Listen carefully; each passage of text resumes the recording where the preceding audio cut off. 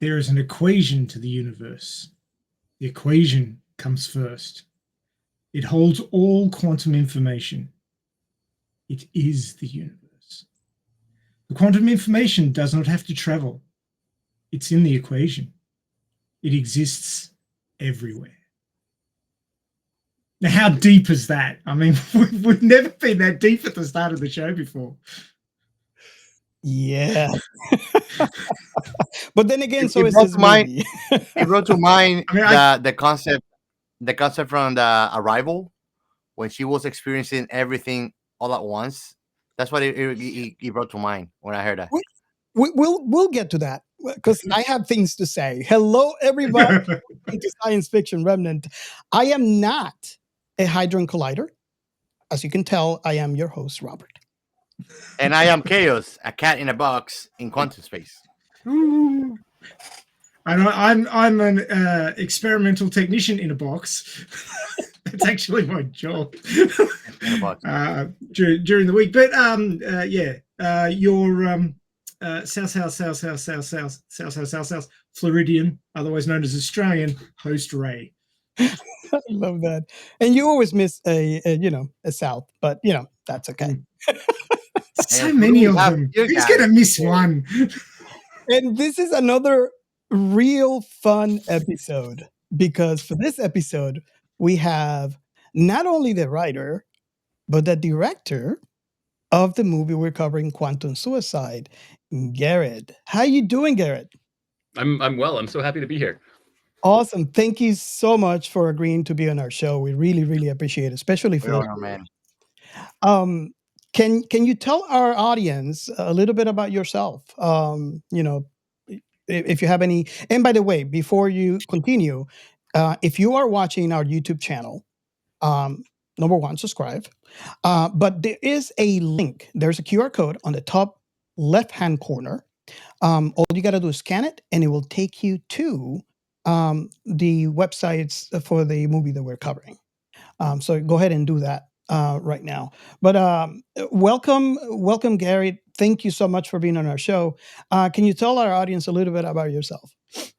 So I'm Gerrit Van Woudenberg. I'm the writer-director of Quantum Suicide. Our film came out on Friday, October 18, which would be like 2 weeks ago from when this airs. It's an indie sci-fi film. It's hard sci-fi. It's been a labor of love, but we're finally done, and it's in the world. It's been like a crazy adventure, and I'm so happy that it's out and we can share it with you now. You can watch it on worldwide. You can watch it with ads on Tubi and Plex. You can rent it on Amazon if you're in the US or the UK, or if you're in the US, you can watch it on Fandango or Fios, or you can rent it on cable. Awesome. Yeah. Nice. So I think I highly recommend you go and do that right now. Pause us. Go and do that right now. Watch the movie and then come back, because we are going to spoil the absolute shit out of this. You got to be prepared for that. Oh yeah. Yes. We are long format. You know the drill. Just pause us right now and just go watch it. You'll thank us, especially if you are a hard sci-fi fan. Imagine that this is quantum space, and every episode of us is a reality. There's one fixed point event that is gonna always happen. We're gonna spoil things. Yeah, so go and check it out. Oh, awesome. So I guess there's a question in the air. What have you been watching lately, guys? Do you see it? Yeah, it's the what's been watching. Hey, I'm going to go first for a change. Oh, okay, go ahead. Just for a change. So, Shangri-La Frontier is back, baby. Oh, the second core of the first season. It's a lot of episodes, and it's good fun. Can I pick it back up? Because I dropped it, literally. You need to pick it back up. You seriously? Like you bore me. Are you sure? Really? Yeah. I understand that. Wow. Yeah, whatever. We'll move on. don't know. Yeah, not an MMO man, obviously. Of course, Den to Den is just going straight through the roof. That Yeah. show's got some amazing production values. Everything about it is awesome. You should check it out. I don't know if you've seen that one, Gerrit, but it's an anime. It's a bit off the wall. It's about a guy and a girl who sort of meet in high school. She's a punk and he's a loner, and he believes in UFOs and she believes in ghosts. And they basically to prove each other's wrong, and they end up proving each other's right. So and hilarity ensues. So it's well worth It is it. no shy of weirdness, which is the funny thing. And I'd have to say that it's at least age 15 plus, because there's all sorts of things about bananas. The funny thing is that I've come to see that these animes these days are not about being graphic. They are just so suggestive that you don't need the graphic anymore. Just don't get your banana stolen. That's all I can say. Best HFY stories. I still love that channel on YouTube.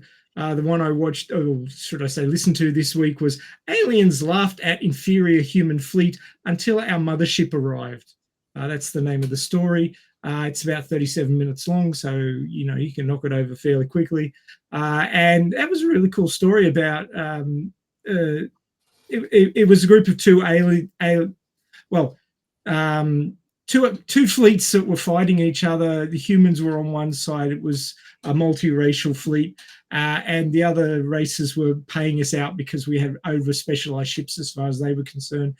But then our mothership warps into the center of the battle and basically just kicks ass. And I always like it when the humans kick ass, because nice. I can relate. So check that one out. It's Aliens Laughing. I like the one that you showed us, that it kind of talks like they're aliens showing other aliens about the history of humans and why we are forbidden to be part of the union. And basically says like when you threaten their child, like they become a fearless kamikaze, like suicidal. So like you don't want to fight somebody that just is ready to lose everything and throws itself at you like that. Yeah, there's some really good stories. Most of them are focused on humans, how humans end up interacting with other people. So quite good. Other alien races. So what have you been watching, Mr. Robert?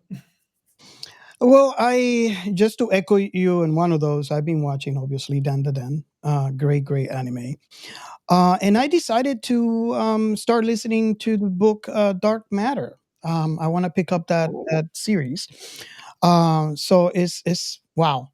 The book, I'm doing something different this time. I'm waiting for me to finish the book before I pick up the series.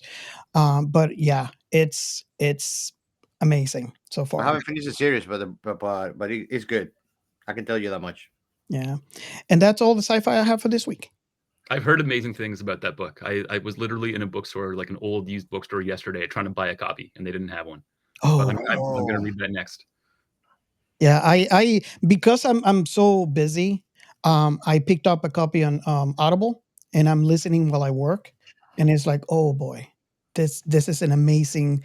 It's just the science, You know which one you're gonna find a book for sure? The 11 copies of Dune. And Ray likes it.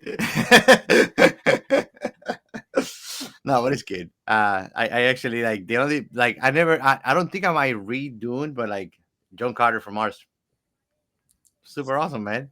Yeah. So there's big sagas that are worth reading for sure. What have you been watching, Chaos? Only Dan to Den, bro. That's it.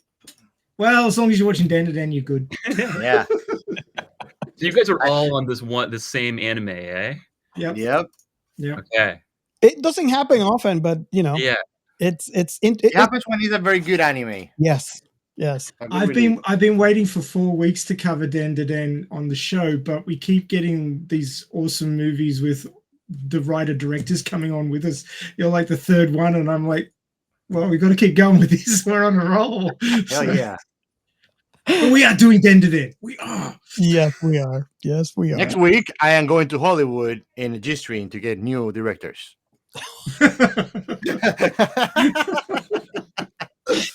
Okay, moving I'll on. hold you to that. Moving on. I think we're ready to go for our next segment. Yep, let's move it. Our science fiction remnant. This is the Funny Science Fiction Podcast. We are the Caribbean Science Fiction Network. We are Monorats. We are One Accord Level 2 Podcast. This is Jesse from Sudden But Inevitable and Open Pike Night. This is SciFi. And if you're new to the show, you know that this is what we highlight the hashtag This is Sci-Fi. And what is This is Sci-Fi? This is our attempt to grab the entire community, the sci-fi community, together under one flag. So if you're a creator, anything. Sci-fi rapture. Could be a movie, could be a book, which, by the way, we have a lot of authors on that hashtag lately. Could be a podcast, anything. If it's sci-fi related, if you're a creator, you have your creation, that baby that you created, all you got to do is at the end of that, add the hashtag, this is sci-fi. And if you are a fan, you have that one thing you love a lot to talk about, to discuss, to share. And you're always posting about that one thing. Could be Star Trek, could be Star Wars, could be Babylon 5. Yes, I can say that finally. You can. All you gotta do is just add the hashtag this is sci-fi at the end of your post and just follow it. And this way we actually have found not only great conversations, but also great friendships. There's a couple of other ways you can interact. You could also use our hotline. We have a hotline. It is 1-305-563-6334. You can call and leave your passion there. And what we do, with your permission, we'll actually play your message on the next episode, and we'll have a discussion about it. And of course, our number one is Discord. Joined. There's a lot of channels in there. If your thing is not in the channel already, which I doubt, let me know and we'll make it a thing. So, and honestly, don't forget, when you call, you can also take advantage of that to drop a question for our audience too, and us, for us to answer on the air. Anything you like, we'll just play it on the air. You can send us questions, anything. And hate mail, forget about it. Oh yeah, don't forget, Chaos is still waiting for the hate mail. So, Okay, so moving on to the next segment.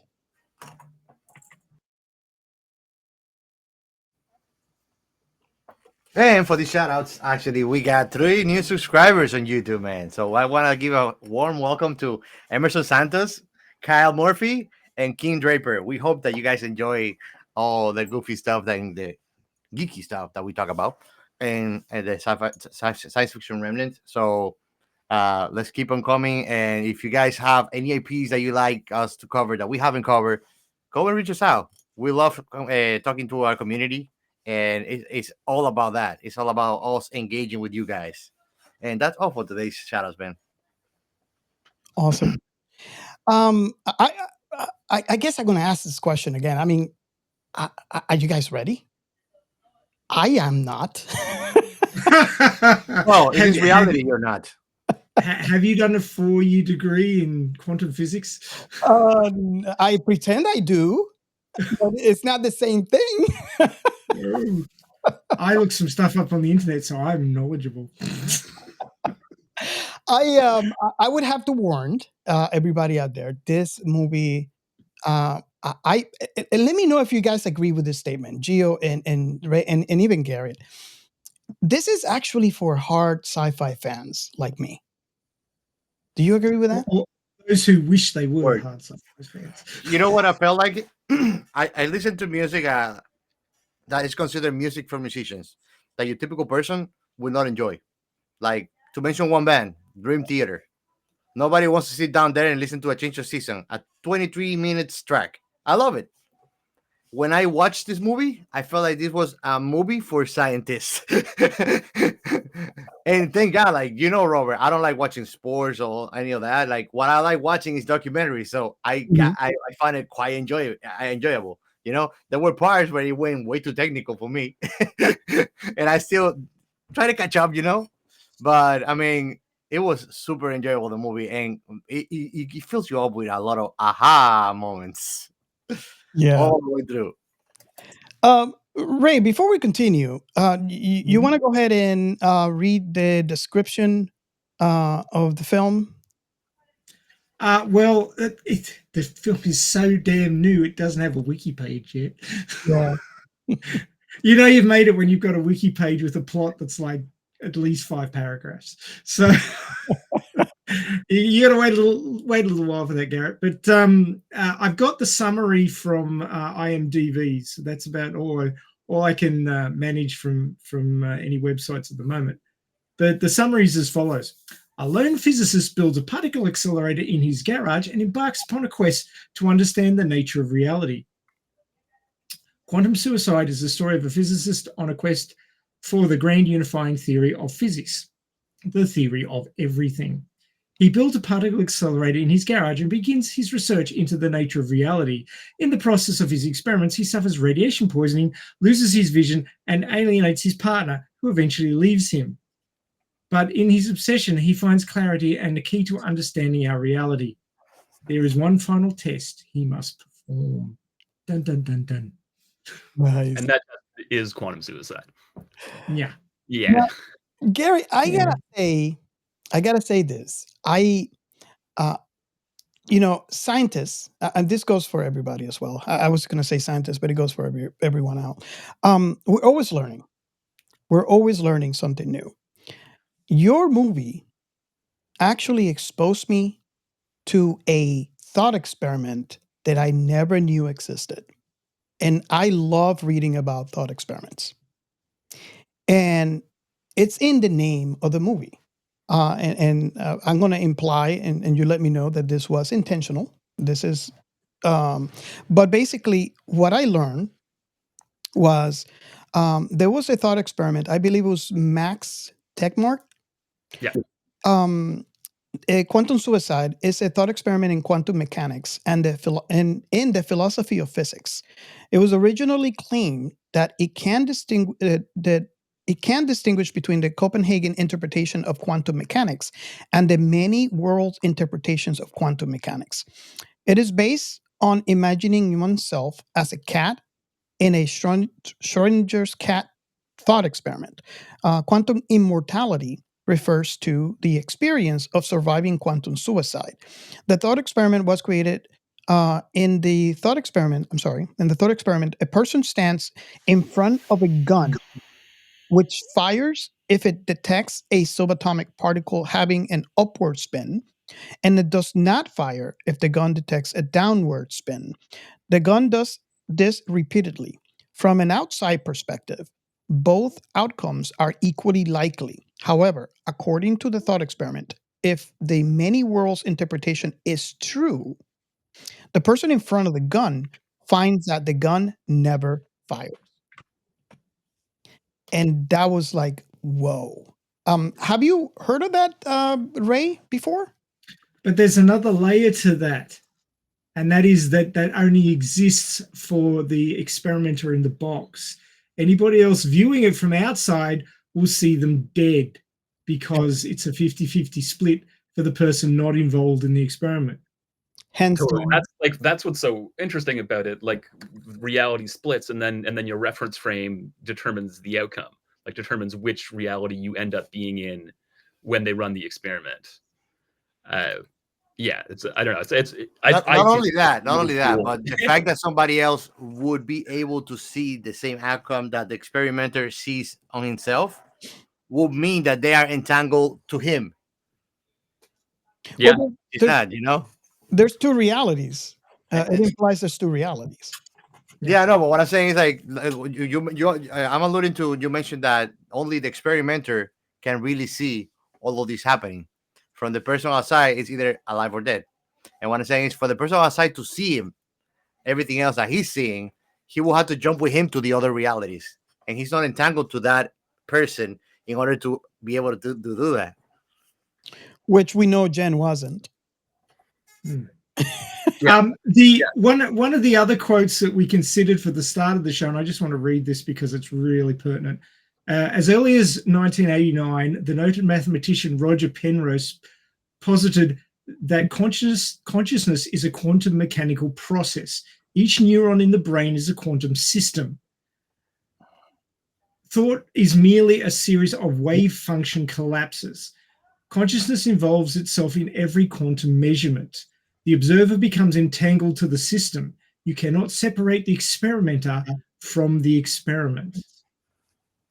Yeah. And basically, reality only exists when it is observed. Otherwise, there's potentiality for many realities. In other words, if you told me that a tree fall in the forest and you hear it, I'm gonna tell you no because I wasn't there. Okay. Well, there is another thought experiment that disproves that concept, but that's for another conversation. Gerrit, the reason why I was mentioning that is I wanted to get your thought on the creating process of this film. It is Just ask him, what was the career you studied in university, man? I was studying film in university, and What? and I a swear to little God, I bit thought I was a physicist or something. a little bit of astronomy, but then I dropped out of university and I went to like film college. Oh, okay. Yeah. Okay, Robert, you may go with your question now. I thought he was like a scientist or something. I This knew movie, he's like, oh my God. I knew you were dying to ask that question. I knew it.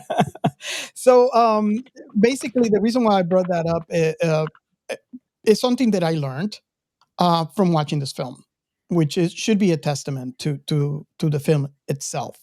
And if you're a hard sci-fi fan, it should also be a testament to you as to why you should watch this film. But the question that I had for you was, um, it's obvious to me, and in an assumption that this was kind of like the influence for the film. Hence, the name of the film is equals the name of the thought experiment. But I wanted to get your thoughts on your creative process. How the film was created. What was your inspiration? Cool. Yeah. So when I was in university, one day where we were hanging out, and then my buddy Carrie was like, "Hey, have you guys heard of quantum suicide? Have you heard of this thought experiment?" And none of us had. And so he explained quantum suicide to us. And we're like, "Oh, that's crazy. That's like a wild thought experiment." But I was like, "That's a really good idea for a movie. Like, I'm gonna make this into a film." And I told everyone that like 20 years ago, I'm going to make the quantum suicide movie. And everyone laughed at me, and I don't think anyone believed me. But a few years later, when I was in film school, like I wrote the short script for quantum suicide, and the plan was it was going to be a short film. And then eventually when we started, when we were like getting into production, we had built the set. So we had like, this is in my garage in my house, like we had the particle accelerator that like is, what kind of the main set of the movie. Careful with that thing, man. What's that? Careful with that thing, man. Yes. Seriously. So yeah, we had the set, we had the story, we had a short script that was going to be a short film. And then my producer, my friend Shane Morgan, came on the film, and basically the first thing I remember him saying was like, "Why don't we make it a feature? We should just make it a feature film." And we didn't know how much work that was. Like, we didn't know what we were getting into, but we were like, "Yeah, cool, we'll make it a feature." And we had the set already. We were basically ready to start shooting the short, and now I had to write the feature film version of this thing, and I did that, and we started making like this movie that exists now. Awesome. It was totally worth it, man. Awesome. Yeah. Thank you. I think, in my opinion, and I guess this question could expand to Gio and Ray. I think, in my opinion, this actually worked for the story. Yeah. Because there's so much, and I kind of rewatched the beginning of it because I started watching it with my wife, which, by the way, it was very difficult because although she really enjoyed it, I find myself trying to explain concepts and I know I was stumbling because I do Not know- only that, but then he will have to explain the concepts of the explanation. exactly. If you haven't done any sort of reading around the concept of quantum physics, you'd have to start from the very base level. It would take hours. Yeah, I mean, my hope, when I don't know if we succeeded, is that the film does give you like the pieces of background that you would need to piece it together. Like maybe it's not easy if you don't know anything about it, but yeah, like the idea with the way we laid out the story was like we'll explain how quantum mechanics works, we'll explain like these basic ideas, then we'll explain how the quantum suicide experiment works. Like we'll peel back the layers so that by the time the film ends and like like the twist happens, hopefully you're like dialed in enough to get what's going on there. it's a good thing you mentioned that, because I will have to applaud, and I don't know from Ray or Gio, I had to applaud. There's two segments within this film. I think we call them, or within IMDb, it's called like Professor 1 and Professor 2. Yeah.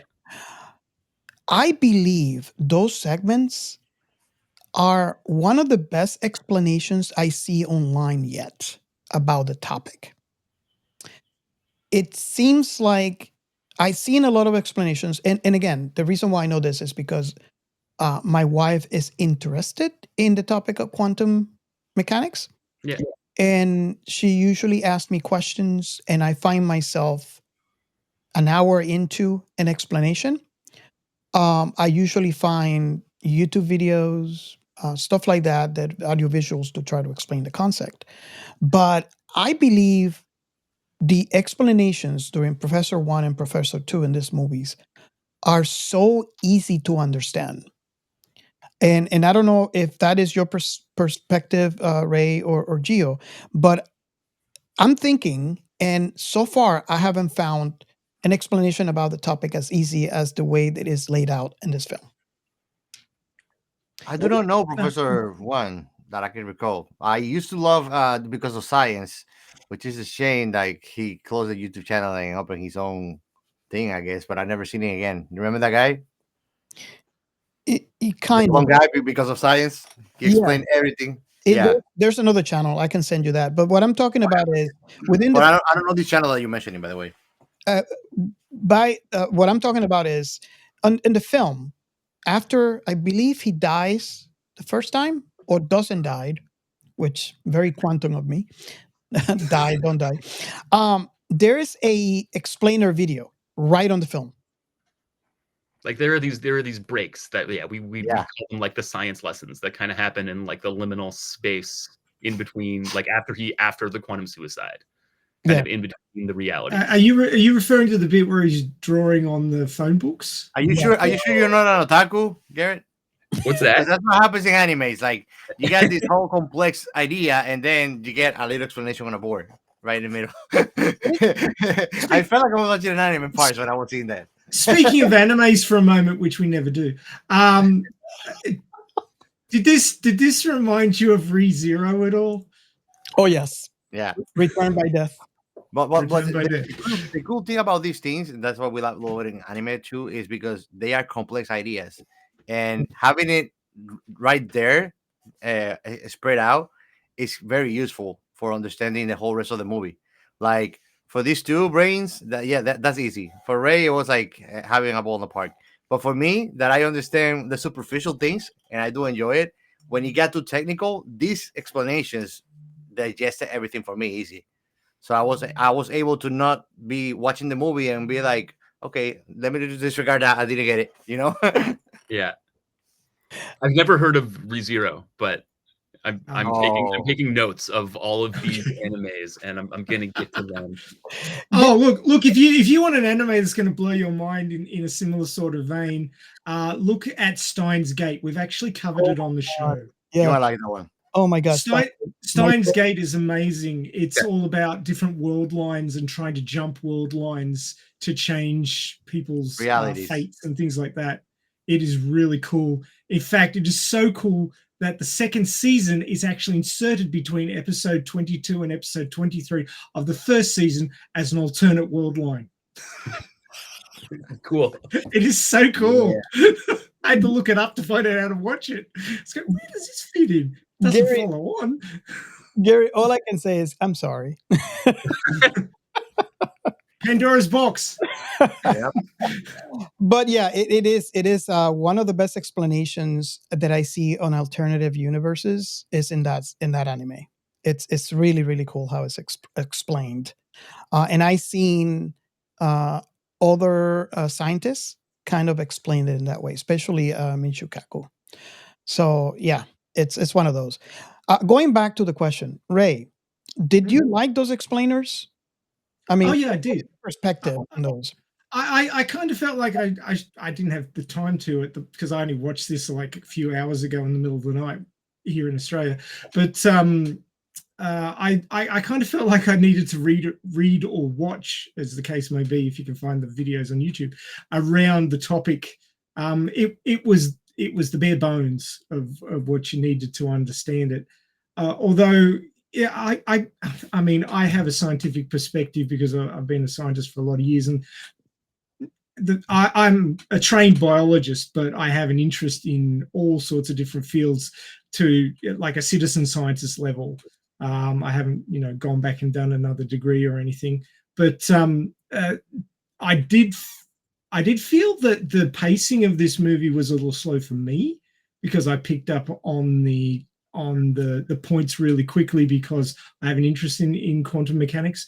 But for a person coming in without one, Yes. I do feel that those sort of Well, for me, it was spaces at where the things were right. going slowly were important for them to think about what they just heard.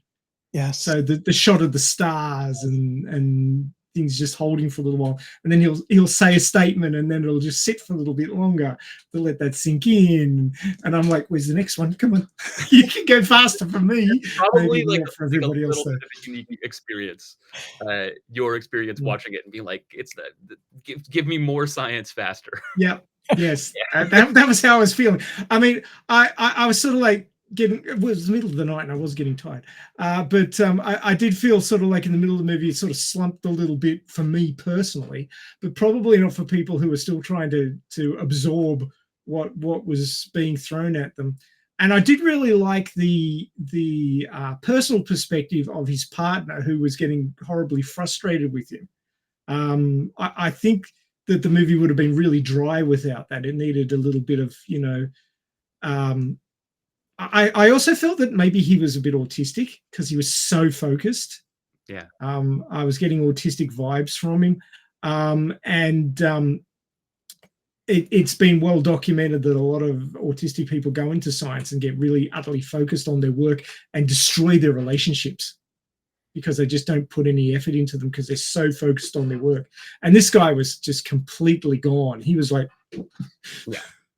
I feel sorry for that woman character. She's just like, oh, Jesus. And he wouldn't even look after himself. He's like, no, I'm just going to shoot myself in the head with this robotic gun. It's like, don't do that.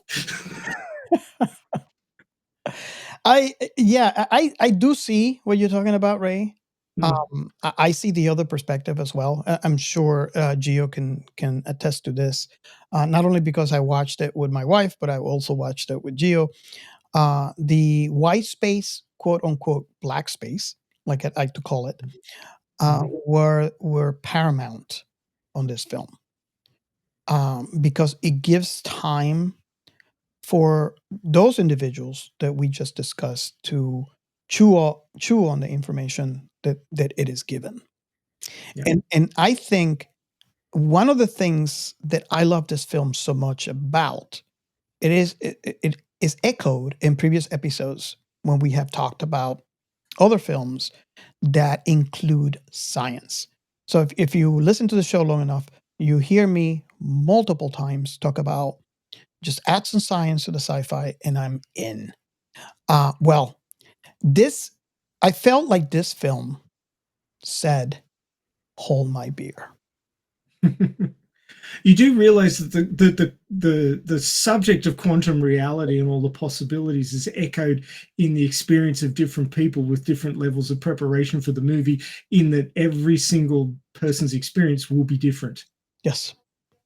So it's the experimenter or the viewer is getting a completely different experience. Did you get that level, Gerrit? Did you feel that you might be creating yet another level of quantum reality? Build it like that in particular, but I definitely like I get what you're saying, and I think that probably is more true of this movie than a lot of films. Like, yeah, the gradient, or like all the various ways that you could experience it, and how much you get, like how much you know going into it about the subject matter, and how much you understand, like from the viewing, because certainly like some people, you know, like we've gotten a lot of feedback from people, and some people see it and they're like, this movie's brilliant, like this movie's amazing, and some people are just like, I don't understand, like I don't get, I got lost. Meow. Yeah. That, A lot of different, you know, you could have a lot of different experiences from this film, and not everyone gets it. I could imagine that. Yeah. That is very meta if you think about, you know, how it echoes within the experience of the film.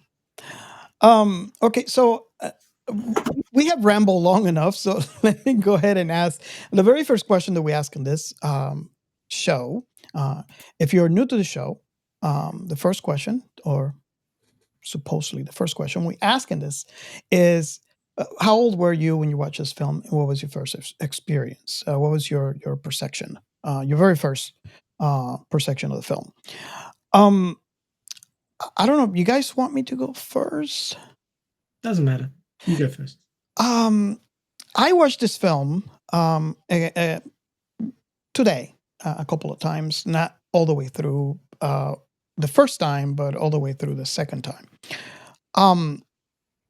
And I realize this is one of those movies that you need to watch more than one time, because as I was watching it again from the beginning, I noticed there's a couple of things that I did not realize I missed from the first time I watched it, although I was certain that I was paying attention, which is unique.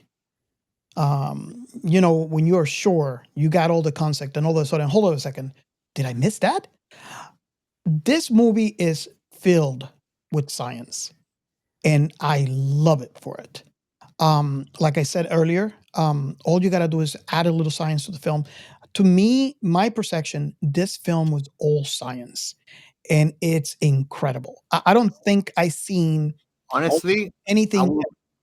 I would venture to say that it is bigger in hard science than many big blockbuster movies that we might know, that we can mention. Yeah. Like by far. None of them goes so deeply into like real high science to the point that you question if you're watching a sci-fi movie or you're watching like what they call real fiction.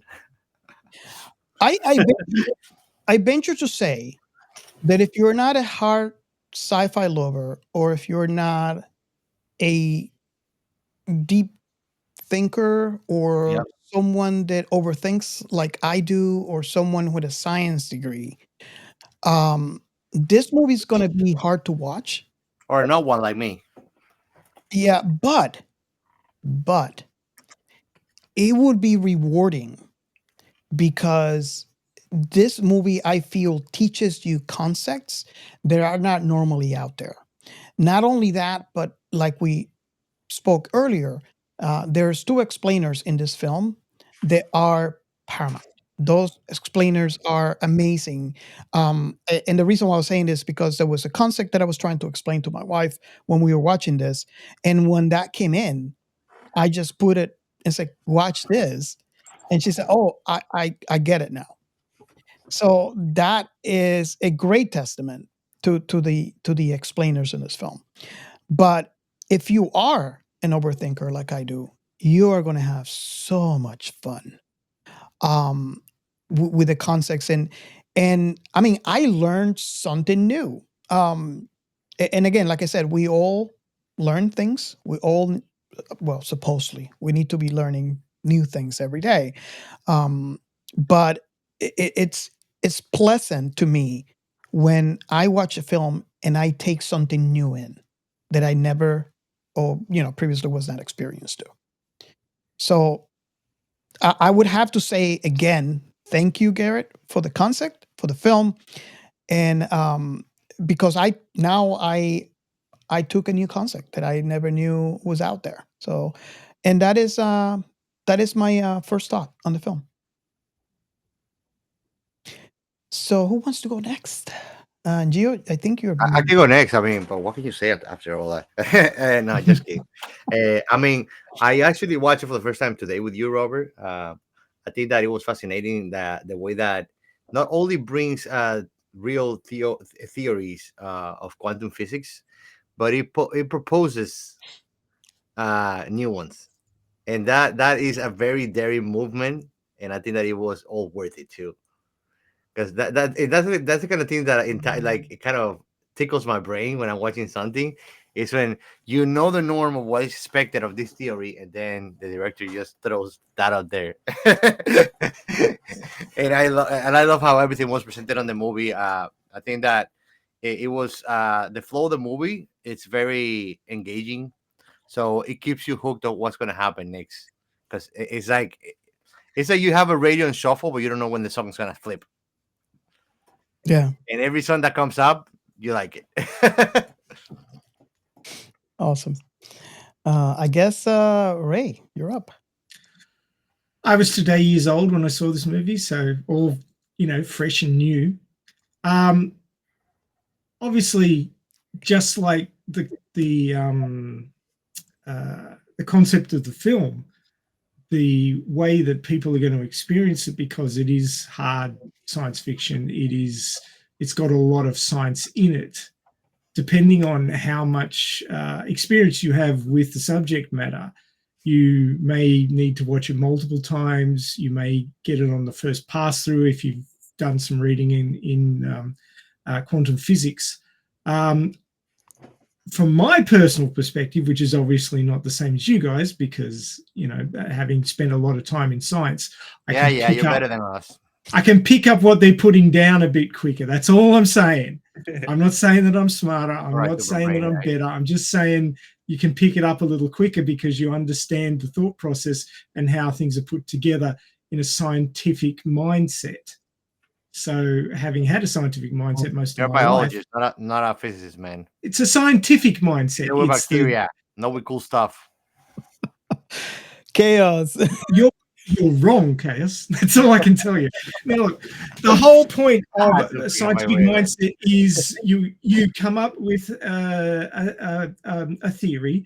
You then work out a way to create an experiment which can test that theory, and then you go ahead and build a system to do the experimentation. This is what the guy did in the movie. He built a cyclotron in his freaking garage, right? Yeah.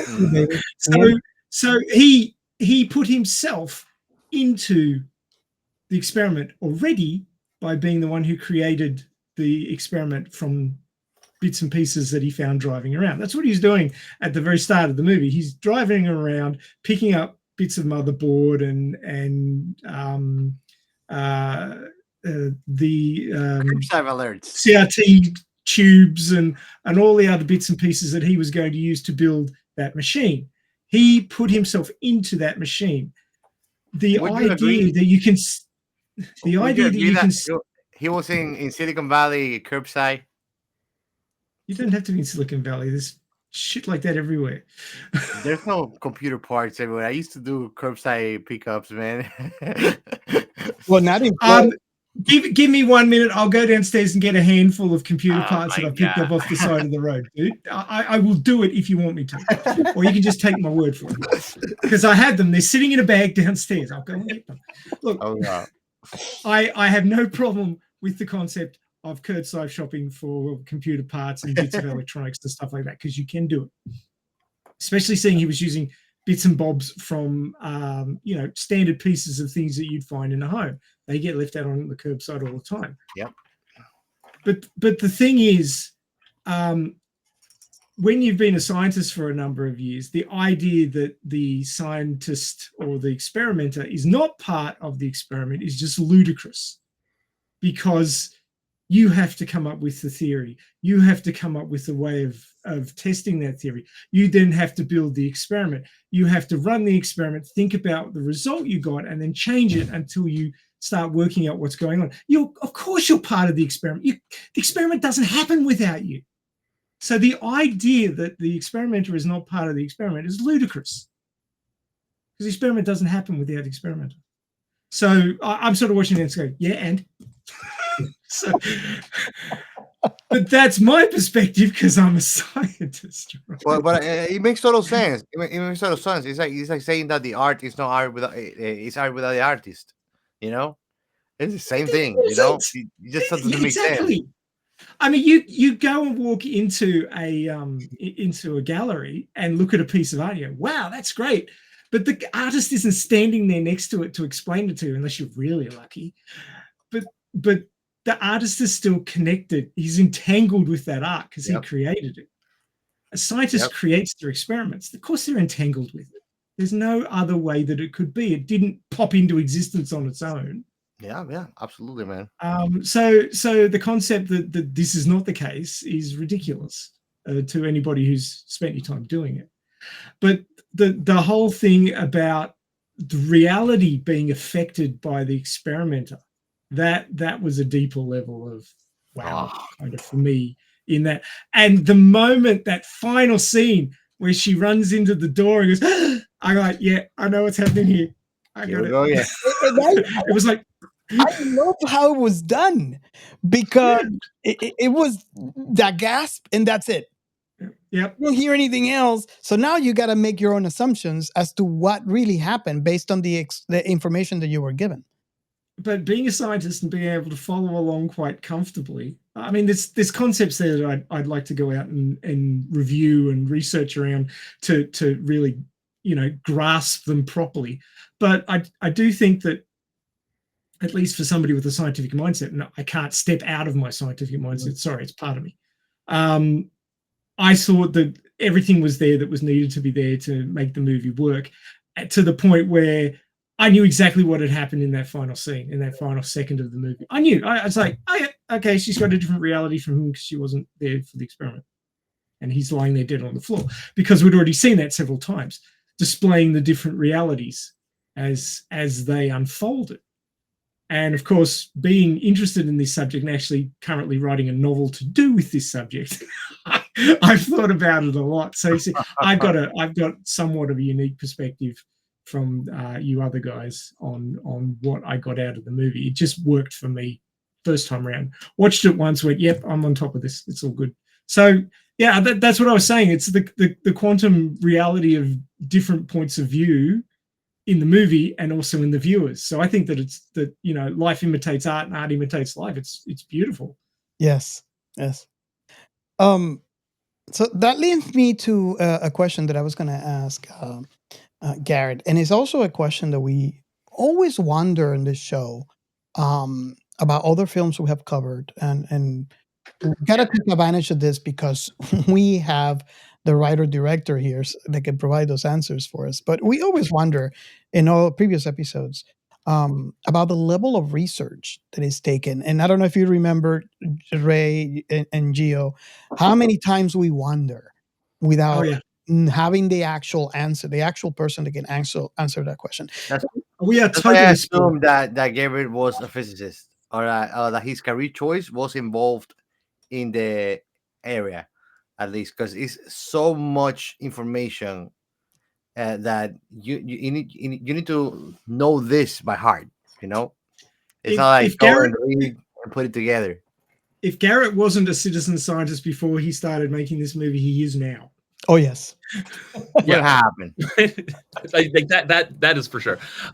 So yeah, I do not have like a serious formal scientific training. But like you guys, like I've always been obsessed with these scientific questions about the nature of reality. So when I was young and string theory came out, like spent years just like what is string theory? Like I have to understand what it is and what it says about reality and if it's true.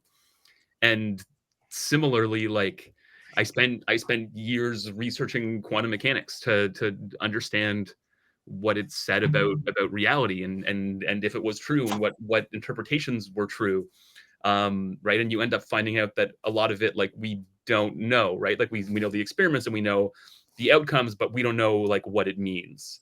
So this film was largely like my own, like this happened in parallel with my own exploration of all of these ideas, where I was just like I was Kanan in this film, just like I need to understand how quantum mechanics works. I need to understand how the universe works. And you I didn't don't get radiation sickness though, did you? No, and I didn't build an actual particle accelerator, just the really cool looking Can you help set for a film. Give me a help.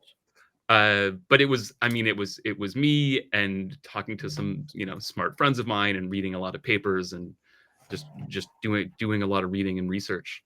But yeah, there's no like formal scientific training. Nice. That wow. Okay. Yeah, we always wonder about that. So I am. And I was feeling smart whenever I talk about some concepts here and there, bro. Having a scratch the surface. We consider so lucky that we are able to have at least the answer to one of the questions. So, in conclusion, Gerrit is just a badass, high functioning aficionado of science. Or at least I was when I wrote this movie. I was when we shot it back in the day. I'm probably Nice. less intelligent now. It's definitely the level of research, the level of hard work that you did on the information shows, and it's really, really amazing. I really, really enjoy that part of the film. I think this is probably the least hand-waving movie that we've seen recently. I mean, that most sci-fi plots have a certain amount of because we can't explain it, so we'll just make something up or wave our hands or something. Didn't see any of that here.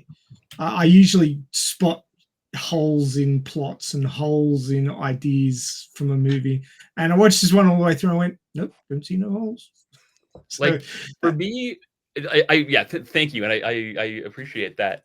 But yes, like I have had similar experiences for a lot of my life where like I would watch these films like Contact or Pi or A Beautiful Mind, and like you see the scientist like, and they're uncovering, like in the film, in the story, they're uncovering these great secrets about the universe, and especially when I was younger, like you think there's like really a secret there, like you think there's actually like scientific, like objective truth to be found in these films, and then I'd watch them and I'd become obsessed with them when I was little, and then like and then I'd get to the bottom of it and be like, oh wait, there's actually nothing there, like it's not actually telling us anything about how reality actually works. Like it was just some hand wavy stuff to make the story work, and then the movie ends.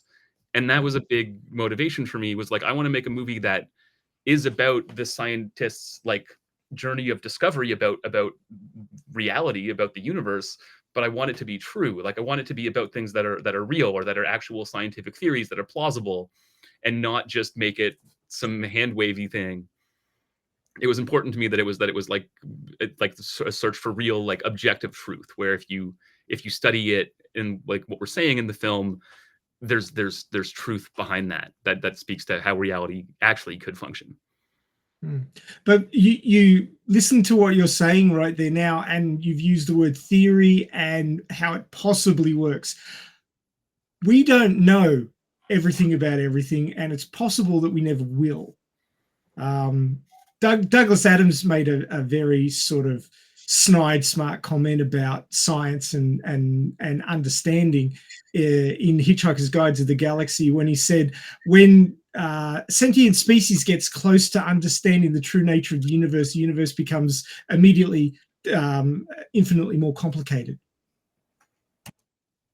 And yeah. I feel like, I mean, when my father, I say this every second or third show, but when my father was in high school, he was taught that the atom was the smallest particle of matter, and there was nothing smaller, because that's what was understood at the time. This was in the mid-30s. Oh boy, they lied to 1930s. you. And then not that much later, they split the atom and then subatomic particles and then quantum physics and all of that stuff. In the 30s, they knew nothing about it. As far as they knew, that's what it was. Yeah. And as far as we know now, what you're presenting in your movie is what we understand. Science is about our level of understanding at the time. And scientists understand that science doesn't stop because our understanding is only as far as it is now because of the work that's come before. And the work that comes after will improve our understanding, but we may never actually get to the complete truth because we may never be able to either visualize it, record it, or understand it. But it doesn't stop us from trying. And that's what I think is the joy of science, is that we never stop trying to get a better understanding of what's going on in reality and in the world around us. And I think that's one of the more special things about human consciousness, is that desire to know what the hell's going on. Yeah. Yeah. And I'm obviously not saying that this is like objective, the finality of truth in this film, but it's a picture of the theory. It challenges the traditional ideas. What's that? It challenges the traditional ideas, and that's what I like. That's what I like. It challenges traditional ideas, what everybody thought of the norm. This is why we call him Chaos. Yeah, of course, man. It's a great example you made with string theory when it came out, and it divided this whole scientific community. Got divided till this day. and I mean, I think that those are the things that allow us to keep on moving forward to what is the spirit of science and the meaning of life. Really, is ever changing. You know, if life becomes stagnant, there's not gonna be anything good coming out of it. It always keeps on moving, and science is just that way. It never stops. Totally. I was going to ask another question. In the film, was there a challenge to? Let me see. How can I pose this question? Was there, because the movie was very scientific, from my perspective. But like Ray alluded to, the human touch was very, very, very important in this film, because otherwise the film would have been really boring. With so much, I wouldn't call it boring. I'd call it dry. Well, yeah, sorry, dry. So the question that I wanted to ask is, was there a challenge to incorporating, because it was so scientific heavy, incorporating the human element? I think that was very well done, and very relatable. Yeah. Which it could, if you have something as science heavy as this, it's very easy to kind of like, I want to say forget, but it's not the right word, to incorporate that human element. But I think that in this film, it was so well placed, and it's and I don't know, Chaos, you probably related to this in our watch party. It is extremely relatable to the person who's watching this film. Was there a challenge? Because I feel like there was a balance between the science heavy and the human element. I think that was the importance of he having a relationship throughout the movie, is to keep that going on, that he's not alone. Because if not, you as a viewer, as an audience watching the movie, you're gonna get lost in this journey with the main character, and nobody else he's gonna interact with. And if you think about it, the one that he most interacted with, or the person from the world with other people, was her. Yeah. It gives a reminder of there's other things going on in his life, but he's just so invested that, I mean, to me, my experience, I felt like, and I totally get that. I totally get that the spirit when you're doing something and you just forget about the world, like crazy scientist locked up in his lab and he doesn't go out, not even to eat. I totally get that, and I felt like that was what he was doing. It's like, I don't know if it was Hemingway that said, like, if there's something that you like with passion, let it kill you. And Well, it did. he was definitely couple of doing, times. doing that in this film. Yeah. But no, I mean, I agree with what all of you are saying right now. I think it would be quite boring or dry if it was just the science scenes. And the thing that makes it like a normal movie, an actual movie, like is the dramatic storyline, like is the interpersonal relationships that are happening. And yeah, the science is kind of like peppered in, and it's a separate storyline, but it kind of goes on top at the beginning. Like it's not the because it's like as the viewer, it's not the thing that you can grab onto and understand right away. The thing that's like the story that's like the face value story is the it's the human relationships, and it's him and his partner, and him with like the little like neighbor girl who lives next door. So I think it was such an important part of making the film like watchable and make sense, and something that can grab you and you can get pulled along with. Yep. I mean, honestly, it was kind of like watching like being on a ship and watching it sink and not being able to do anything about it, seeing how he was not going to budge about the experiment and the project, Yeah. even though he was losing her all along. Like it was like desperating, but at the same time, you're like, it's just going down, man. It's gonna happen. It's the psychology of obsession. Yeah, basically. yeah. The worst was part is I obsessed. get it.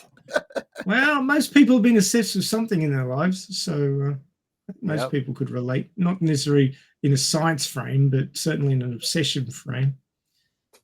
And speaking of the little girl, I thought she was an interesting inclusion. Yes. With the crystal radio. Did he EMP her crystal radio? Yes. I thought so. When the explosion happened. Yeah. Yeah. And then she went in and pressed the button she shouldn't have pressed. We were clearly the first time it went down, it was the power supply, but the power supply must have been working if she could create some sparks when she went and pressed buttons. So it must have been a different flaw in the system at that point. Yeah. I mean, I don't know. At that point, the machine was like he restored power, but yeah, it was all disaster still. Yeah. We were kind of laughing, and Ray, I kind of read your comments on Notion, and we were just laughing every time that he turned the machine on. Yeah. It's like, why is the power on in the neighborhood? Well, yeah, I was wondering how much power that sucker would draw, and whether or not the local. There's a scene in Christmas Vacation. There's a movie called Christmas Vacation. It's got a character's name in front of it. I can't remember the character now. But basically, the guy puts so many Christmas lights up because he's trying to compete with the other people in the neighborhood that when he turns them on, and actually his wife turns it on, he's got this Christmas tree of adapters on the plugs, and he switches it on, and there's this blinding light, and the local power station's like, bah, bah, bah, and they got to put on another reactor because of the power draw. And I'm just thinking, would that happen every time he ran this thing? Oh wow. Oh no, it makes sense. That's a good question. We're assuming this is like a low wattage particle accelerator. Yeah. Well, I think I want to assume, and Ray, let me know if you think I'm correct in my statement. I want to assume it is because, and this is something that I was looking when I was looking at the film. It's obvious to me that this experiment was happening somewhere else, and he got kicked out from maybe some sort of university. I don't know. This would be a question that only Gerrit at this point can answer. But where I was going to with this is, this is something that he built in his garage from spare parts from TVs. It's not something that like a real particle accelerator. Where you have like pristine equipment, and it's obvious, right? We look at the CRT monitors. Obviously, they're not high-end computers. All the parts that he has in there, they're built together. They're put put together by him from spare parts from whenever he goes out to pick up at the trash or curbside. So I want to assume that in comparison to a real collider that might cause that issue on the neighborhood, this one is actually a low powered one because of the equipment being used to put together. Do you guys agree with that? Yep. I mean, I'm not a physicist, obviously, but my understanding is that most of the power is chewed up by the electromagnets that are used to contain the particles as they cycle. So basically, you've got to keep them from escaping.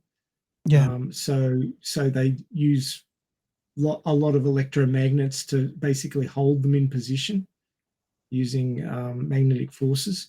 And electromagnets, if you have a lot of them, would chew up a lot of power. So, I mean, his cyclotron wasn't very large. It fit inside a garage. It's nothing like the LHC, which is 27 kilometers across. so obviously, and he may have been doing work that they've done in other larger facilities, or maybe he was off on a tangent which they ignored or considered not worth following. So I mean, there's a lot of science out there that some of it's getting done and a lot of it's not. So he could be in a little niche area. I mean, I'm not a physicist, so I can't comment exactly, but he could be in a niche area that is not being covered by other better funded, more prestigious, and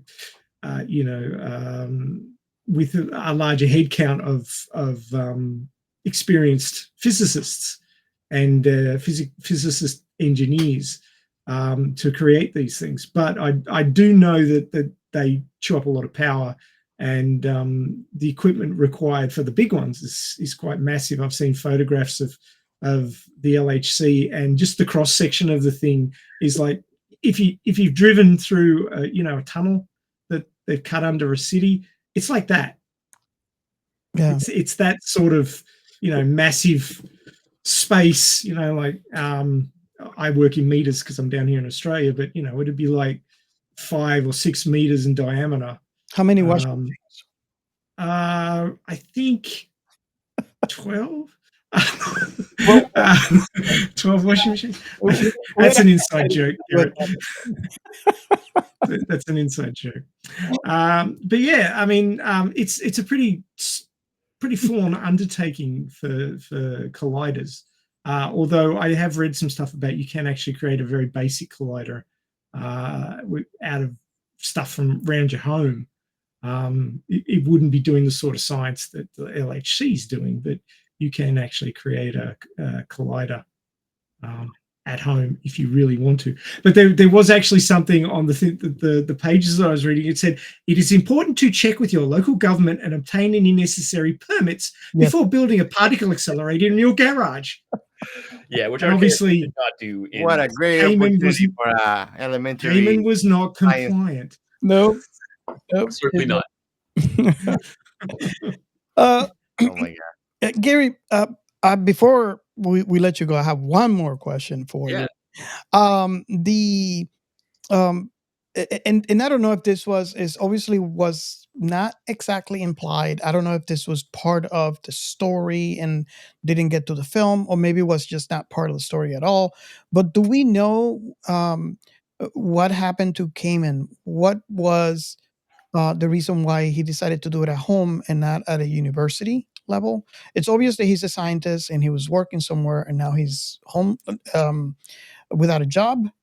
But was there a story there? Like, I mean, there's definitely no background there that's like explained in the film. Okay. But I mean, I can kind of tell you what makes sense to me, like for the narrative of his background.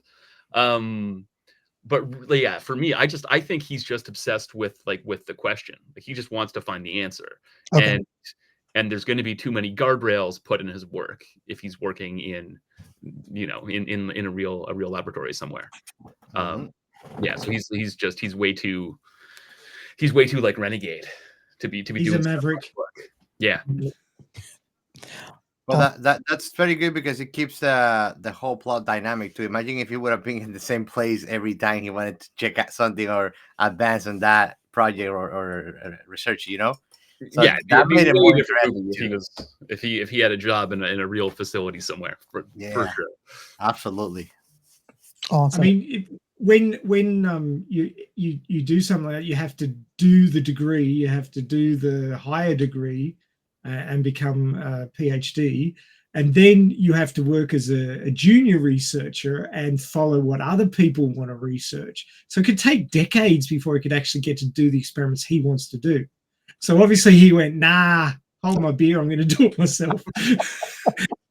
And when one thing that I just wanted to run by Gerrit before you left was the I'll call it the atomic clock of the movie. I'm not sure if you Gio knows my thinking. He knows what I'm talking about. The atomic clock of the movie, what I'm referring to is the radiation doses he was copying. Yeah. And how he knew that he was putting his life at risk, and he was, living on borrowed time, knowing that he was going to kill himself eventually if he kept going like this. And he wanted to find the answer to the question before he died, basically. And I thought it was a good pressure system. Did you add that deliberately to sort of ramp up the pressure for the experimentation? I mean, that was in the film that was in the script from the beginning for sure. And honestly, I think we had these radiation badges that we were using that were tracking his exposure over time. But they didn't look good, so we ended up kind of getting rid of some of that in the story. But we still in the finished film, we have him at the beginning of the film. It's something that he's tracking, and he's more meticulous about it.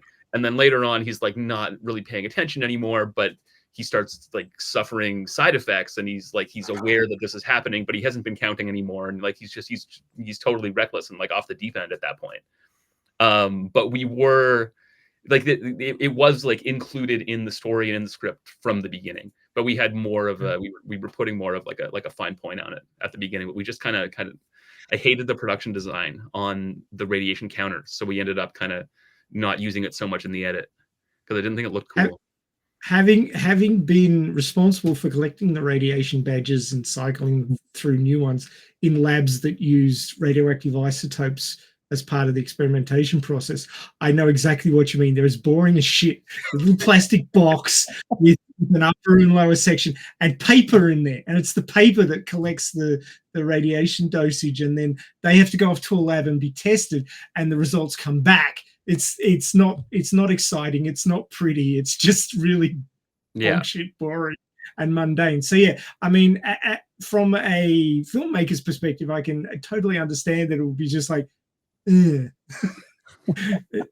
wouldn't really. It's no pizzazz in it at all. So, yeah. And I'm sure that there are ways to make it more visual. We could have whatever. We could have done something cooler with it. But I'm happy with how that storyline, that mini storyline, is included in the final cut of this. You probably could have thrown a Geiger counter in there because they're not hard to deal with or locate or use at all. I mean, and that audio ticking, if it was going up, could also add a level of anxiety.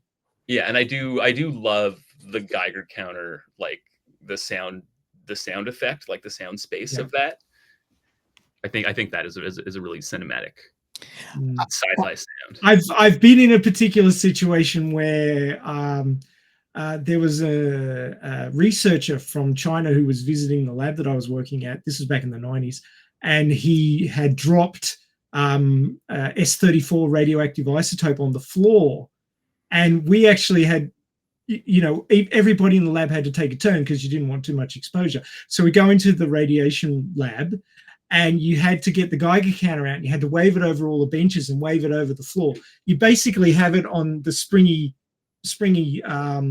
wire, and you'd swing the detector back and forth across the floor. Yeah. And I'm doing this, and I get to the point between the heating block and the microwave, These were the two devices that he was using to prepare his isotope for use. And I'm swinging it back and forth, and it's going. And I'm like, oh shit! It's like it's Back with sound scary. effects, but not cool. It is scary when that thing hisses at you. Scary. Ray, I have to say, I don't know about you, but I was getting anxiety watching the proton counter. Yes, God, that was well done. That was oh my really God, well I was done. getting The anxiety. mini hydro collider. I was And getting the way that the gun kept chasing him, Yeah. that was pretty anxiety inducing as well. So kudos to you for. I mean, science is generally ho hum. What you get out of it is fantastic, especially if it's presented in the right way in a visual explaining medium. But sitting there and getting the results and trying to work out what they mean is very flat. It's very boring. So I have to applaud you for the way that you turn something that can, in the everyday when you're doing it, be completely and utterly flat and expressionless and bring it up to the level of anxiety inducing. I yes. think that you did a fantastic job of doing that. Yeah, thank you. It's well done. Gerrit, thank you so much. I It's believe been an honor. it's definitely been an honor. Thank you so much. I don't know about you, but you have a home here. So if you want to come back for another film, we would love to have you back. Yeah, definitely. I mean, I love science fiction so much. I love talking about sci-fi. I'd love to come back one day. I'd love to Awesome. come We back haven't and asked talk the about Star $1 million Trek for question. hours one day. You know, the $1 million question is, what's in the future for you? Do you have another awesome story to tell? That you could talk about. Yeah. Make sure you want the world to know first before you tell us. I'm working on 2 other like screenplays at the moment. One of which is like a smaller film, but much bigger than this film, that I hope to direct next. And one of them is like $100 million sci-fi epic. I hope you get that one, man. They're both science fiction. The film I want to make. Hey, you had to mention $150 million in the second one, and I want you to get that for yourself, bro. Hell yeah. Yeah. The first film is a time travel film that takes place in the present day. It's kind of like a comic book story, but it takes itself really seriously. Can I make one suggestion? Yeah. Anything to do with time travel, you have to take into the account the spin of the galaxy, the spin of the planet, the movement of the sun. It's got to be time and space. You can't separate them. Make sure you include space because it's space time. You could, all right? You can't time travel without space travel. I appreciate that, and I'm gonna think about that. Maybe I should reach out to you after this podcast. Sure, man. We'll be here. Yeah.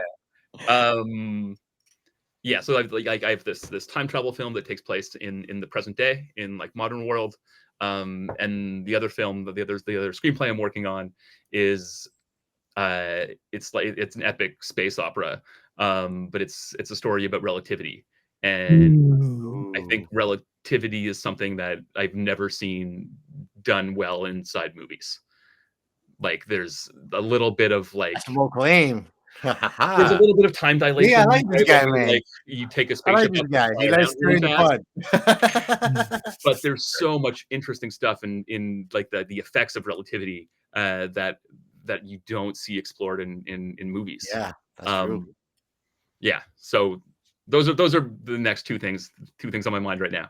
But I hope to make this time travel film soon, and I will have a screenplay for an epic relativity story. Well, if you consider space travel as part of time travel, then you'll get kudos from me because a lot of time travel movies just ignore it. Yeah, you could tell we have covered a couple in the past. I mean, I'm thinking about the mechanism now. I hadn't thought about this until right now, but it does. The system in this film for the time travel does account for this. Nice. Good. Nice. Yeah, top marks for me already. I don't know about you guys, but I'm sold on both movies. So Oh yeah, keep I in am too, man. touch, Garrett. Let me know because we'll be waiting to watch. Oh, yeah. We all game for new sci-fi. We love sci-fi. So thank you. Totally. Me too. Awesome. And thank you for making that movie. Oh, yes. Because Oh yes, man. I think it's a good addition to the sci-fi canon and genre as a whole. It's something that that sort of movie doesn't come along very often. So It was needed. it's fantastic. I think it was needed. It was Yeah, very needed. definitely. I mean, we have had, and don't get me wrong, we have had some films that have done this, but not to the level of this film. And No. this is why I appreciate this so much, because I don't think. And again, to the listeners out there, if you can prove me wrong, please go into Discord and let me know if I missed something. But I'm thinking right now, and I can't think of any other movie that has done this, like what this movie has done, and I really appreciate the film for that. So, Gary, thank you so much. I know we're a little bit over time. I really, really appreciate you sticking up with us. Keep us posted. And if you ever want to come back, even if you don't have another movie, maybe you want to talk about something else, let us know. We can talk about an IP that you like personally. Yeah. Or maybe you can I come back. could do 3 hours about TNG, no problem. Awesome. Awesome. Just pick your favorite TNG. I love TNG. Cool. Awesome. No, thank you so much, guys. It's been an honor. Awesome. Thank you so much. And we'll keep in touch. We'll definitely keep in touch. Yeah, perfect. Thank you. All right, bye, guys. Awesome. Oh my God. This film. If you listeners out there don't already know by now, this film is something else. It's like I said earlier, you put science on a film and I'm in it. This is pure science to me. And I am all over. I mean, Gio, you remember Again, you had to just remember you had to eat your almonds and walnuts before you watch this movie. You're gonna be left out of left field. Like, huh? But I It think would that pay you to explainers- put your sides cap on before turning the TV Oh, on to no, this. no. Yes. But I think that those explainers did make the difference, and I mean, just like anime. The other thing is in here, they were not so for just the aesthetics of let me explain you this. No, this is actually like a little crash course while you're watching it. So, like for my level of understanding, I think it was quite adequate because I do enjoy it. For somebody that doesn't, I totally get that it will go over their heads and they will be like, you know. Yeah, you do have to like when Robert told me at the beginning, this movie was made for scientists. I didn't get it. I thought it was like, what do he means like for scientists? I was waiting. I'm like, okay, you have no idea. You haven't. You got like by minute 40 maybe, and like there's plenty of gone by then. And like Robert, you were right what you just said. This is made for scientists. I don't think And so. he told me, "Are you understanding the movie or not?" And then I was like, "No." He told me, "You either are very confused right now or you're enjoying the movie." I'm like, "I'm confused, but I'm enjoying the movie." No, I don't think necessarily scientists, but I think people that have a certain level of scientific knowledge. This is not an action movie that you're gonna enjoy with pew pew pew and that's it. No. Hey, there was a gun in it. Yeah, I love that gun. And it was fired several times, not by human hands. Let me ask you guys a question. I didn't want to ask it with a guest in here because we had them for a limited time. Just before you go, I just want to touch on something that with the last point that just went past. Okay. Is I don't think you need to be a scientist to watch this movie. You do need to have a curiosity about the nature of reality, yes. and the goings on in the wider universe. If you have those questions, which if you aren't bogged down in the mundane, very much likely to have if you're a thinker, like everybody here, then you will get something out of this movie. Can you give me your answer so I can play your IC? Sorry, Robert, your question was? No, that's okay. That's quite all right. The question, I was holding it off because I was trying to get the most important questions for the guests since we have them for a limited time, and I considered this wasn't one of those questions, so I kind of like save it for later and ask the important questions while he was here. But do you guys feel that this film, you know how we usually talk in previous episode, we have talked about this, and the level of you know, the level that you have to be at to watch a certain film. Like we have talked about, oh, this is for um, soft sci-fi lovers. This is for hard sci-fi. There has been a couple of films that we have watched where you would enjoy it more if you are a hard sci-fi fan, but it doesn't take away from the fact if you are a soft, like you can watch it for the fun and not really think about it and still enjoy it.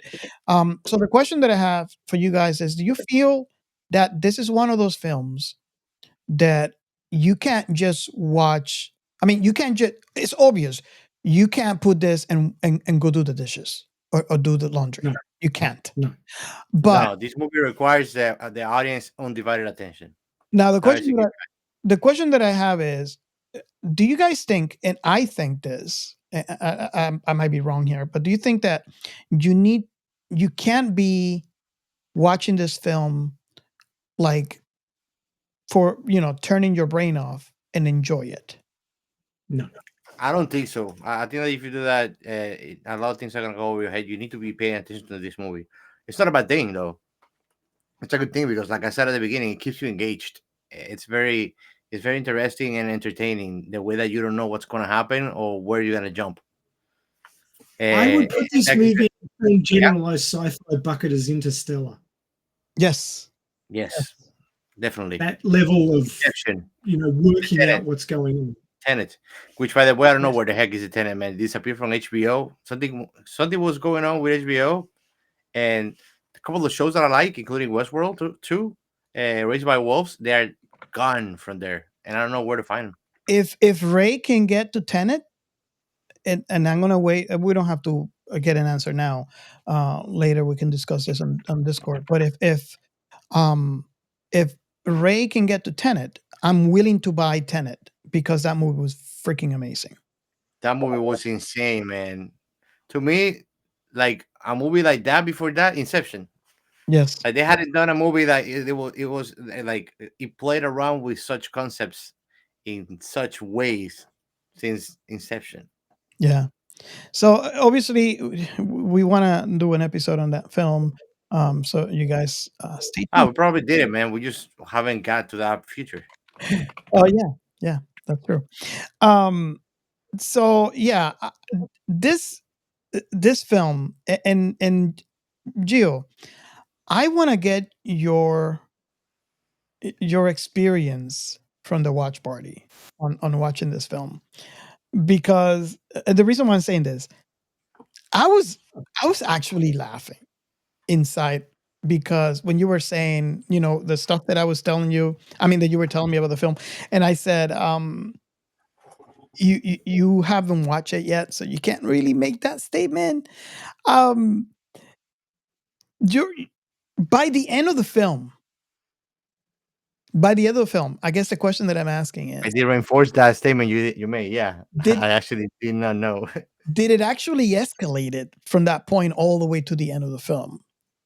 I mean, by the point that I kind of came forth, yeah, I made it. It was already more than half of the movie, Oh, and it doesn't really de-escalate. That's the thing. It kind of peaks, but it stays in there peaking. So like you need to know what's going on and what's going on. Like I said, like the relationship falling apart while he's doing this. He's actually getting some progress on it, and it's costing him dearly.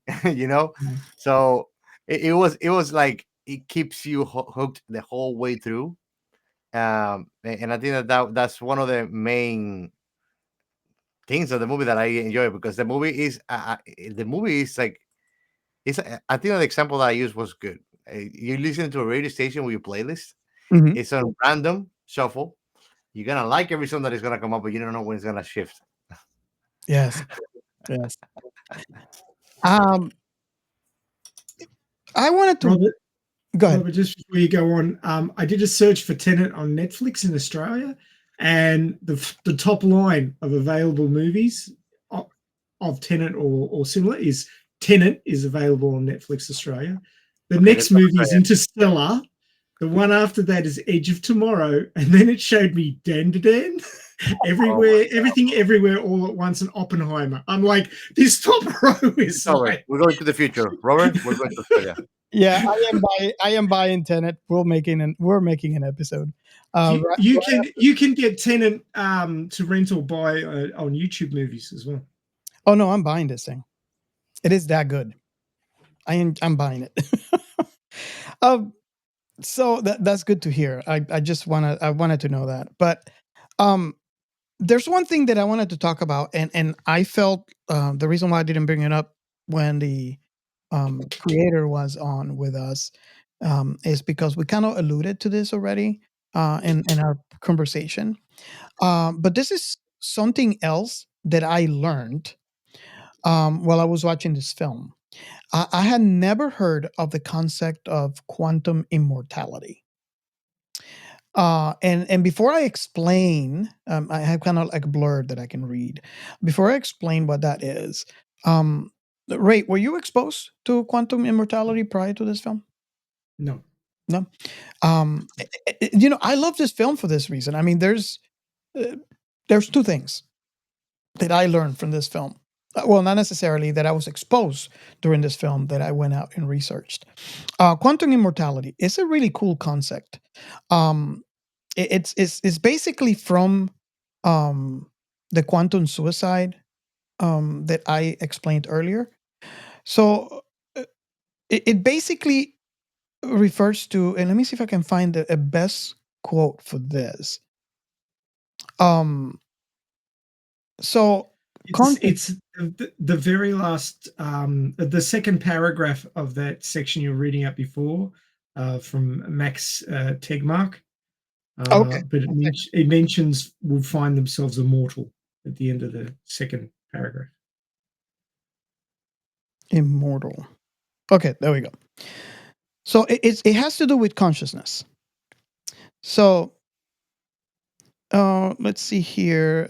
Okay, according to the thought experiment, if the many worlds interpretation is true, and I kind of like stopped through here when I was reading it.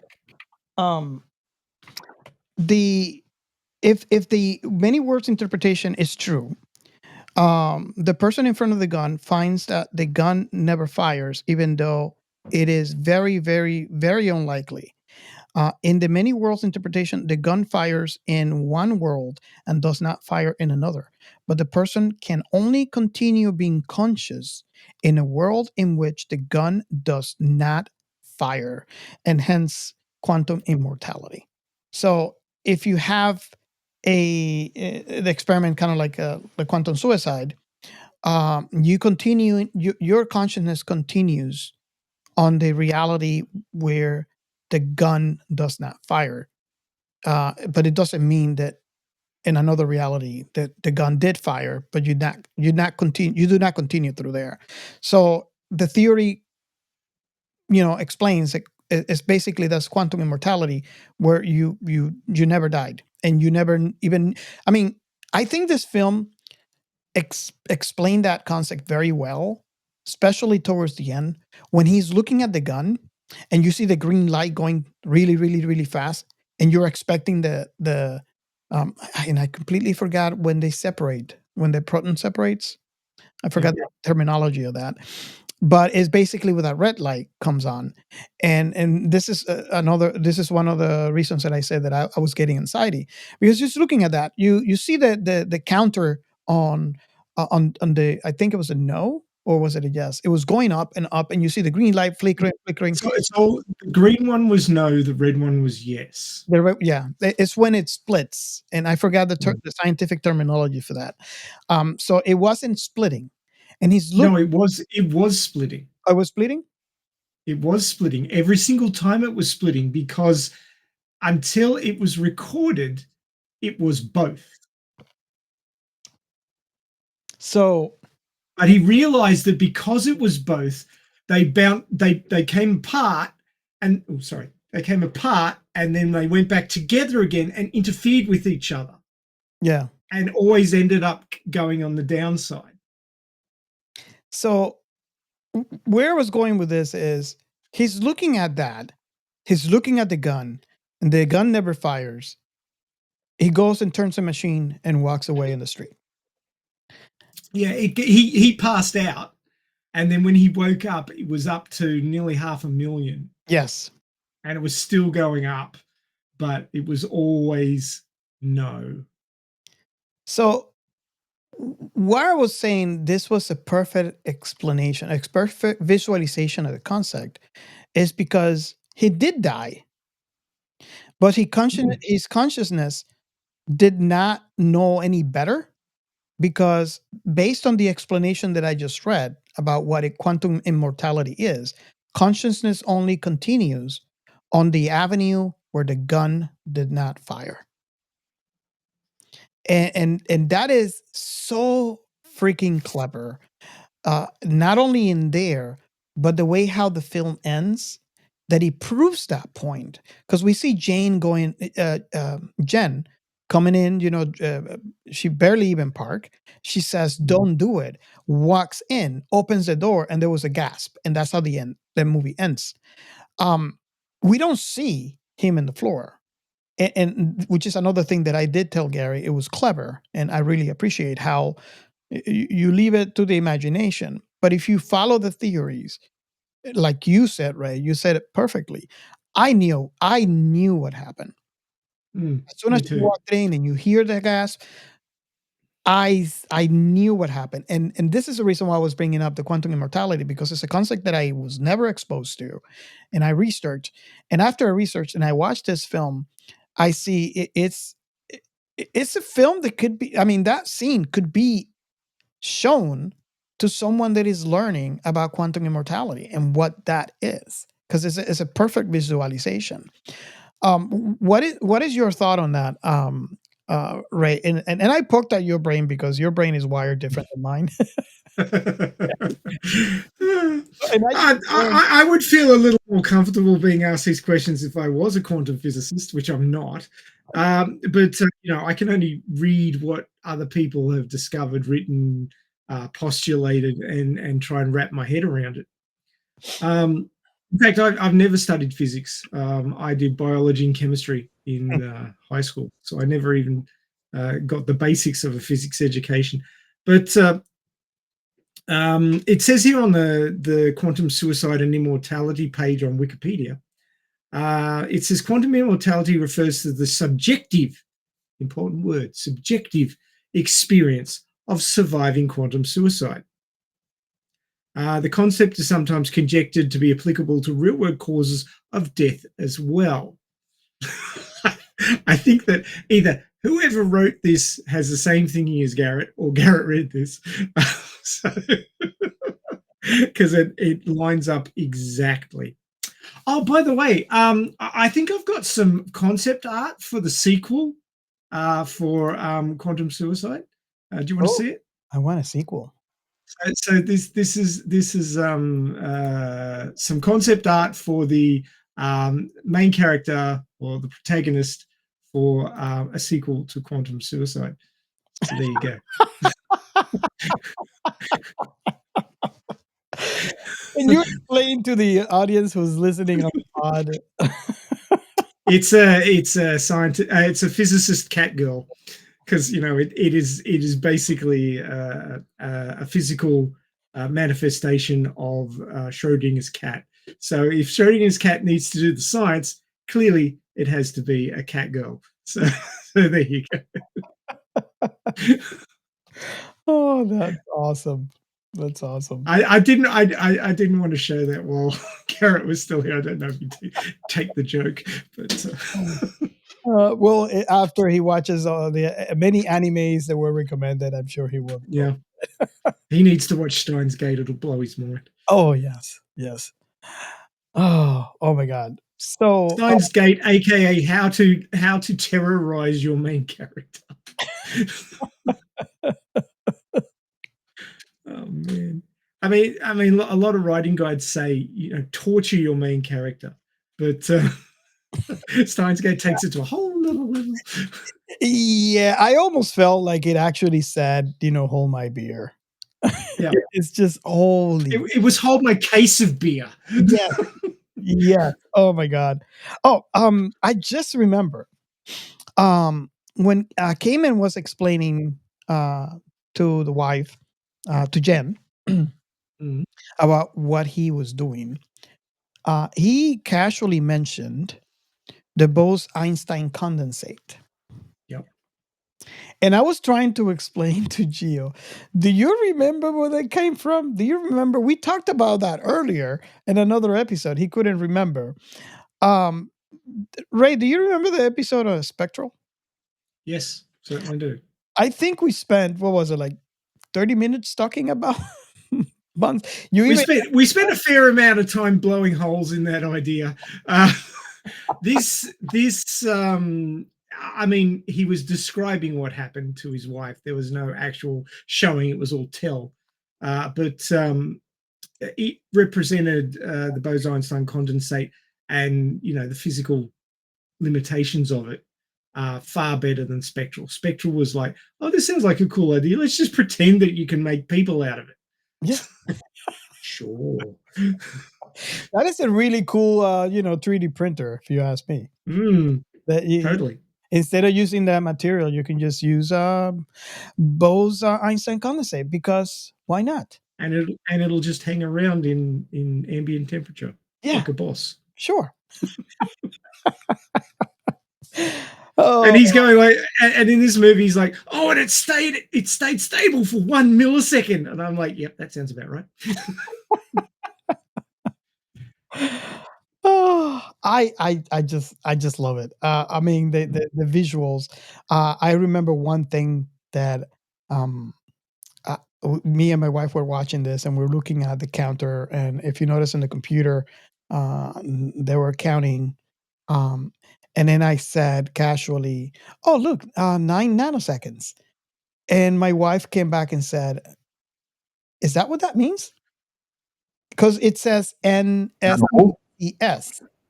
NSEX, and it's like, yeah, that's nanosecond. No, insects are little creatures that create around the earth. You're missing an I Exactly. and a TS. But anyway, Oh, letters are important. but yeah, I agree with you when you said, Ray, and I think this is something that we said to Gerrit when he was in. Um, it takes a special kind of skill to make something as monotonous as a computer screen, a monitor, a CRT, and all that. Yeah. Being so anxiety driven as it was in this film. The beginning of the movie, bro. I had a heart attack by the end of that scene. Like, it's I mean, I like, thanks for the heart attack. That was nice. Yeah. Your Apple Watch tell you, are you okay? I've had 3 heart attacks. It takes a bit more than that. I'm not kidding. I have had 3 heart attacks. Go me. Oh my god. Wow. Chaos, to answer your question, it was 120, and it wasn't even emotional. Oh my god. No, that wasn't emotional. That was like Lola. Yeah. But on steroids. On steroids. Literally. So Ray, yeah, I agree with you 100%. It takes a special kind of skill to make something as boring as a CRT monitor give you anxiety, and it's amazing. So, well, I mean, normally a CRT monitor wouldn't have the associated rattling sounds that were present with that one. So I think that Gerrit used the entire medium really well, because normally a CRT just flashes things up. Even when it's running a shell program rather than a full user interface, it just stuff just flashes up, and just the visual without the sound effects that were added would still be pretty boring. It'd be That's things what I tell flashing people past. when I am on the streets at night. Stuff just flashes up. I mean, you watch the text that rolls down from the Matrix in the Yeah, Matrix movie. If you just watch that, and I've had a screensaver with that on it, it's who not did it, man? particularly engaging. But when you add the music that they play when that's happening, it gives it a whole emotional level that it wouldn't have It's an just as a experience. visual. And I do believe that Garrett's completely locked into that extra level of emotional engagement with the audio, and he took it to perfection with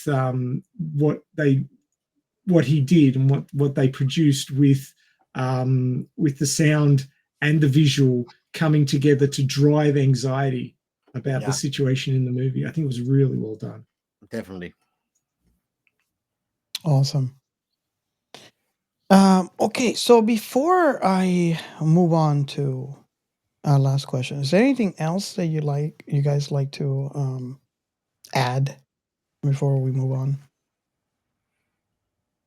I think that if you wanna like have an experimental movie, something that you've never seen before, and new concepts, this is it. Yeah, Definitely. I agree. This is one of a kind movie. That's what I like about indie movies. And I don't know if you guys do the same, but whenever I will go for an indie movie, I'm trying to get like give me something different. Give me something I never felt before. Make me feel things that I never felt before. You know, Well, uh, that's moving the feeling I had when I watched Slumdog Millionaire, for example.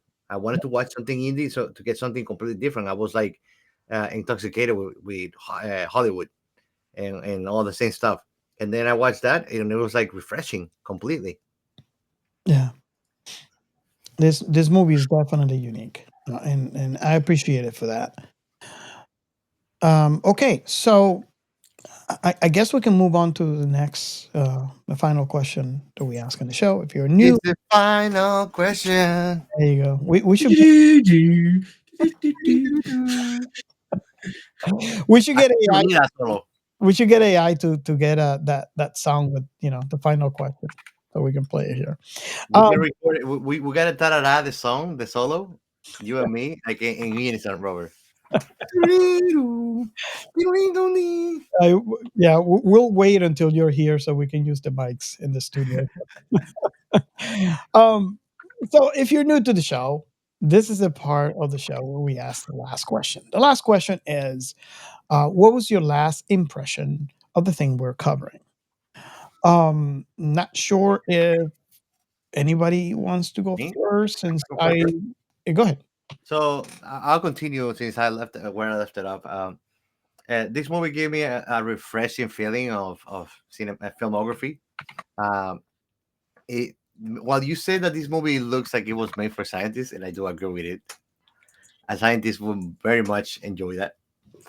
It also felt like that feeling I tell you when we watch an indie movie, that it feels like you're watching a movie from like successful, a successful, how do you call it, homework for film school.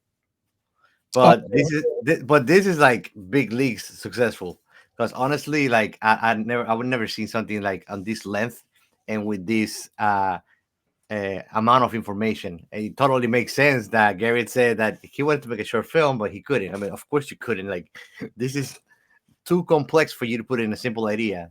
You know, yeah, that's like me telling you, I'm gonna put you in very little words how the universe works, turns around the sun, and that's it. And I don't tell you anything else. There's a lot more to it, you know.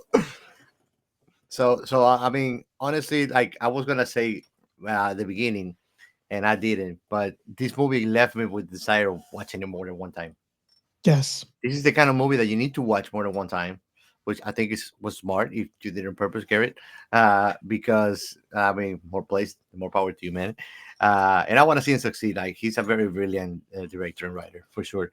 But the movie, like, he has so much information. You know, you're gonna get a lot more by rewatches. I mean, I do that when I rewatch my Comfort TV, which is Lord of the Rings, The Hobbits, Matrix. When I rewatch it, like I catch something new every time that I watch it. Doesn't matter if it's the 15th time, the 20th time. something new comes up that I'm like, oh, like, do you remember when the Oracle gives Neo a cookie? Do you understand that that's you going into a web browser and accepting cookies? you know, Awesome. Ray, you want to go next, or you want me to go next? To have somebody who has never studied physics and has, spent his time learning the craft of filmmaking, create a movie like this is a certain level of astounding. He obviously spent a lot of time studying the concepts and putting together, because he wrote the script as well as directed. He put together a script that had a punch from the very beginning, then had lulls, giving you time to think about what was being presented. He had explanations that were not, I wouldn't say dumbed down, but they were presented in a way that enabled the average viewer to at least take in the key ideas behind what was being presented. I say dummified for us. I need it. No, it wasn't dummified. It was presented in an understandable fashion. Yes. That's what Neil deGrasse does, and I love him for it. He Yeah, but makes very complex things dummified so my dumb brain can understand them. yeah, but this Stop using that word. It's got nothing to do with it. This Anyway, didn't do that. Yeah. So the movie felt a little, to me personally, the movie felt a little bit slow for the first part, but that's because all the people who were watching were catching up to a certain level of scientific he thinks that endeavor that I'm is my commonplace. So I was ahead of the game up till the middle of the movie, and then things just took off. So if you find the start of the movie a little bit slow, that's fine, because the end of the movie is freaking awesome. So you just need to hang out. What's your heart rate for thinking that we're all smart like you? Well, look, there's things in the world that I have trouble understanding. I'm not some sort of super brainiac or anything like that. I understand science because I'm so experienced with it. It's all a matter of experience. It's all a matter of understanding the terminology, understanding scientific rigor, and I didn't have to pick up on those things because I already knew them. So I'm going, yep. Come on, let's get on with it. Whereas people who aren't scientists are going, oh, really? Oh, okay. Oh, that's interesting. Oh, now what's going on? Oh, they've got all these questions that I've already got answers to. So I could like fast forward through the first half of the movie, possibly. I wouldn't have wanted to, because there was little snippets here and there about the social interactions between Clayman and his wife, which became important when she left him. And I thought that was a good sort of, I wouldn't call it romance because it wasn't romantic, but sort of like a personal socialization level of giving your all to something, in this case science, at the expense of the rest of your life. And it's not the first time, and it won't be the last time that this has happened, especially for people who are on the spectrum, who get obsessed with what they're doing and everything else just goes out the window. It's happened a lot of times. A lot of famous people like Einstein, even Elon Musk. He says that he's socially awkward, that he doesn't feel like he's normal compared to the regular folk out there socializing. It's not whether you can socialize or whether you're normal or not. It's the fact that it becomes unimportant to you when you're obsessed with something. Yeah, true. That's more the fact. You could be the schmooziest schmoozer that ever lived. You could be able to charm women off their feet, but if you're not interested in it, you won't do it.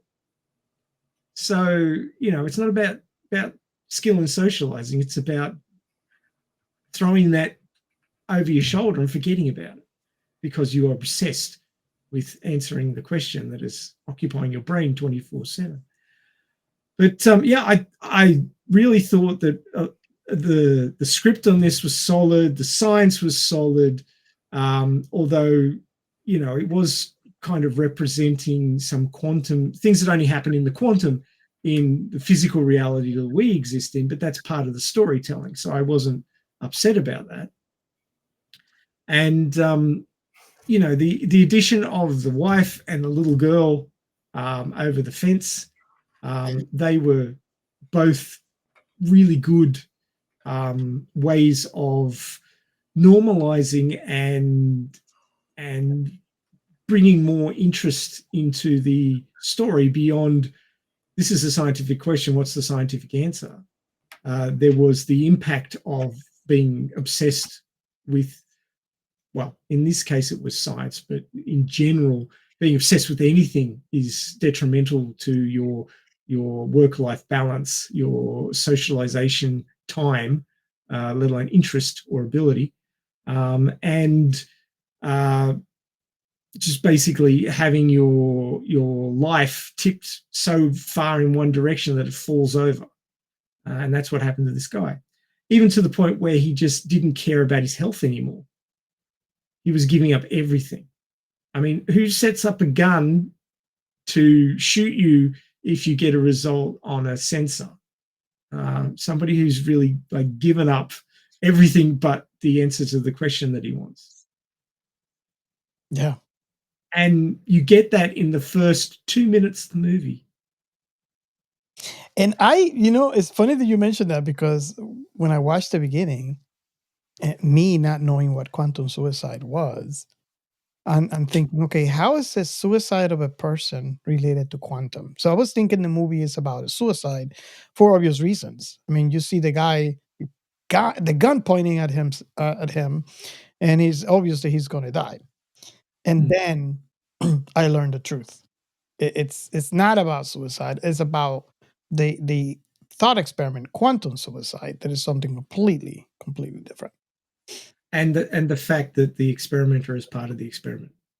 Yeah. Which I've explained earlier. I mean, it's impossible to separate. It seems like suicide for whoever stays on that reality. That's it. Well, if you take quantum immortality into account, which I guess someone well birthed into the theories, you would in your mind you would have that false expectation that you will continue living on, and it's just another version of you in a different reality that's going to die, but not you, because your consciousness, based on the explanation that we just read, your consciousness continues on the alternative, world where the gun didn't fire. So I'm so sorry, Ray. That's all right. Cut into your, but I just gotta mention that. It's one of those topics that really, how can I describe it? You sink your teeth into it and you can't stop chewing, so you've got to keep talking. I fully get your desire to express these thoughts. So my final take on the movie is it's way deeper than you think, and yet it's way easier to understand than you think. And it's one of those movies that it may not be as rewatchable as The Matrix, but it certainly will, for most people, require a few watches to really dig down into what is happening. To at least grasp, right? Sorry, what was that? To at least grasp the concepts, right? Exactly, yes. I mean, I feel that I was started off with an advantage over you two guys, and having watched it once, I think I'm probably about 90 to 95% there, but I'm still sure that there's a few statements that I could probably pick up through the movie in another watch, which would add to my understanding. The movie, it's one of those movies that grabs your attention because it shows you the result of the setup right at the beginning. And that is a oft used mechanic to get people interested. You see the result and you go, well, how did they get here? And then you watch the rest of the movie to find out how they got there. And I think that was an intelligent choice, because, taking the interactions between him and the wife and the little girl next door aside, it is still a somewhat dry topic. And I think Gerrit did a lot to, shall we say, moisten the topic, make it a little bit more digestible with the other happenings going on around the main storyline.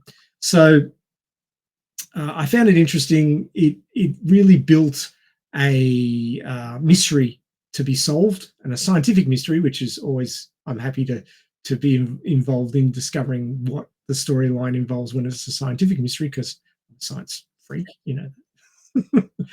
But I highly recommend this movie. You may think at the beginning it's a little bit slow, but it's giving you time to think about what it's telling you, and it's telling you a lot. If you have the advantage, like I do, with a bit of understanding of scientific rationales, then it'll flow a lot easier for you. But give it the time and give it the thought that it requires for you to get something out of it, because I think you'll really enjoy it and you'll really get something from it. It'll give you a lot to think about. And just like Captain Overthinker over here,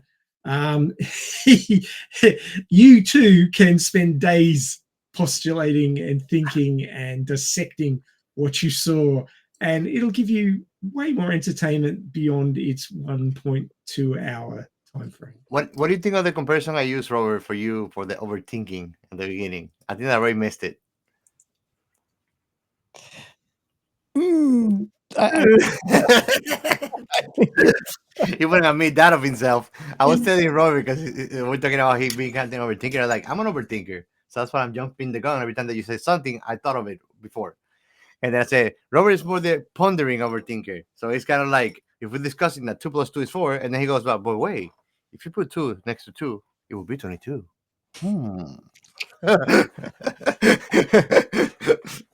What do you think, Ray? Does that engage him? Yeah, I'm probably a bit the same way. When you two get going, I just sit back and let you go, and then Robert goes, "Oh, Ray hasn't said anything for 20 minutes. What do you think about this, Ray?" And I'm like, "Okay, my turn." I know how you work, Mr. Robert.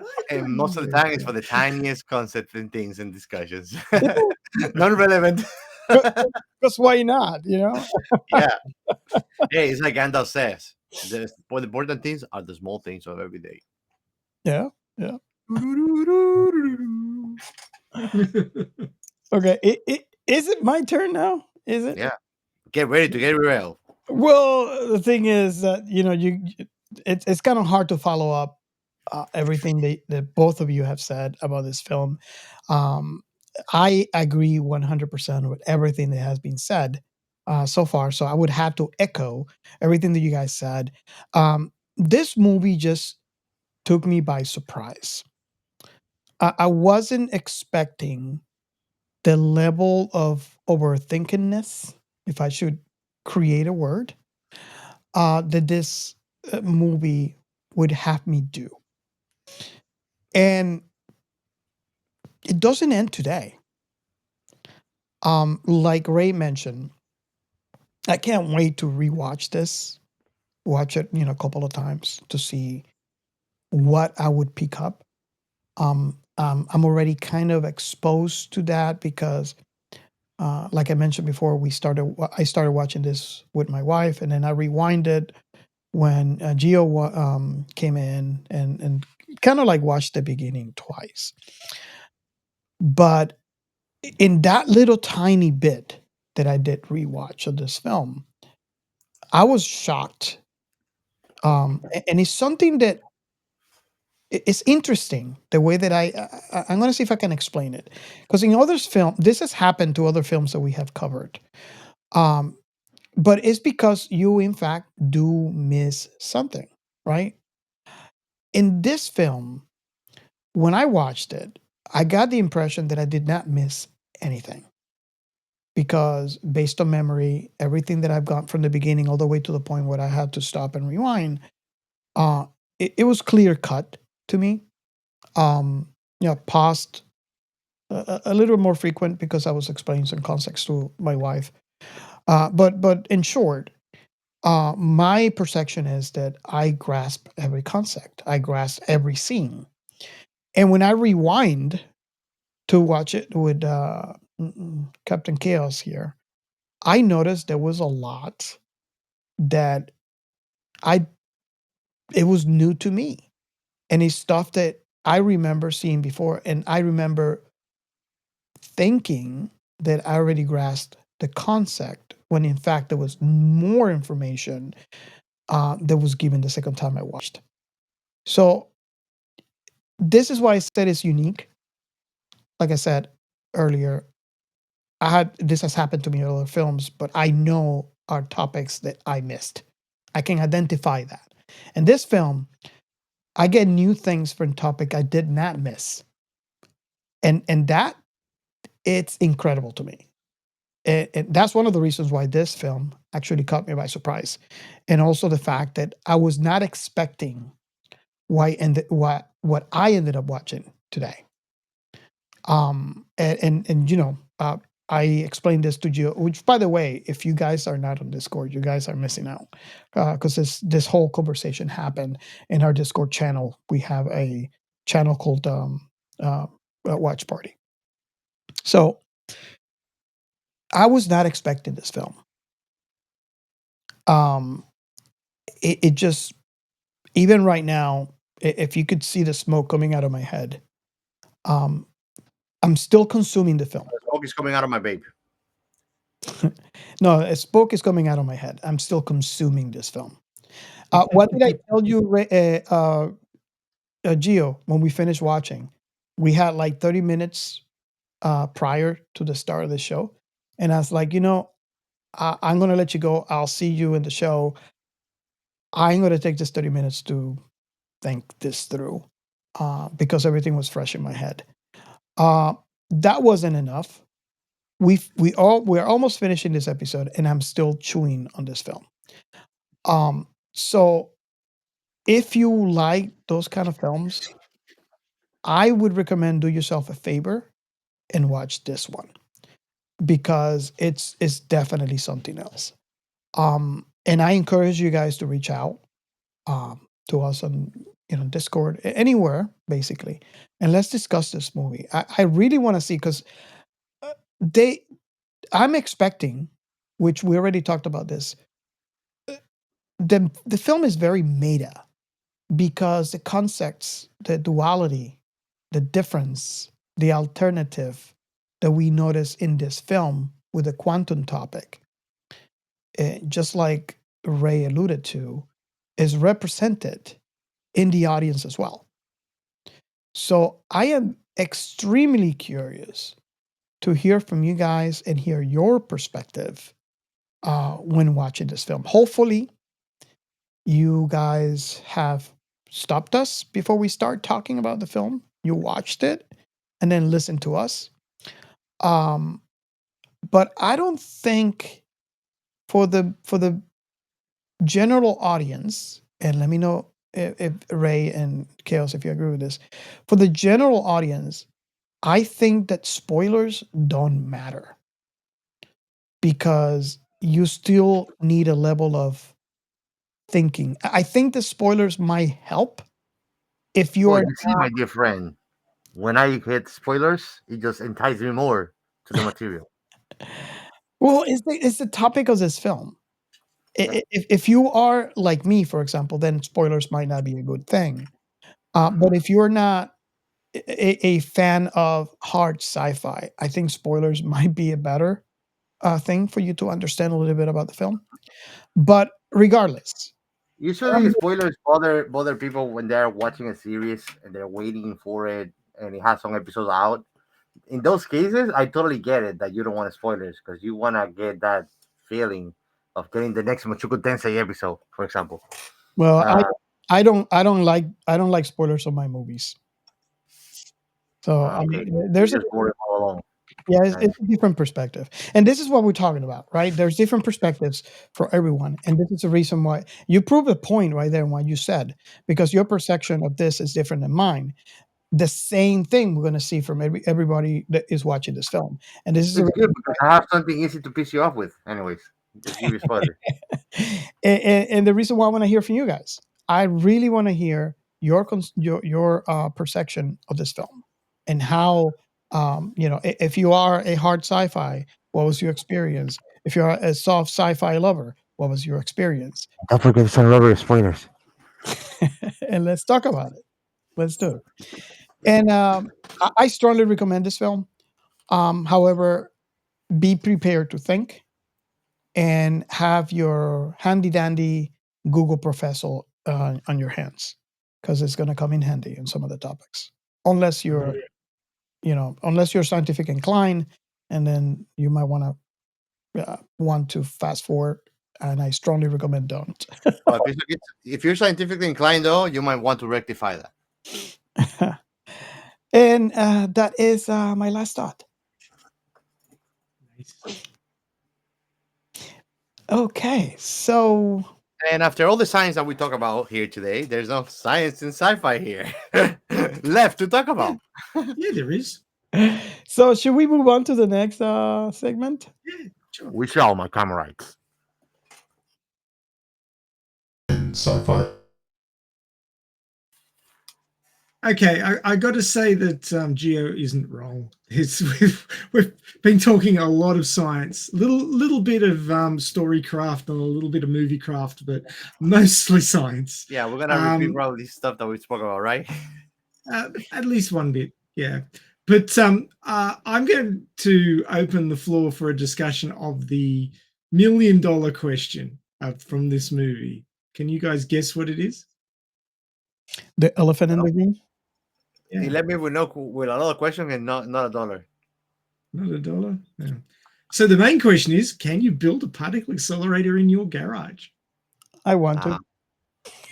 I think yes, but I wouldn't hope they will be that easy. That would be disastrous.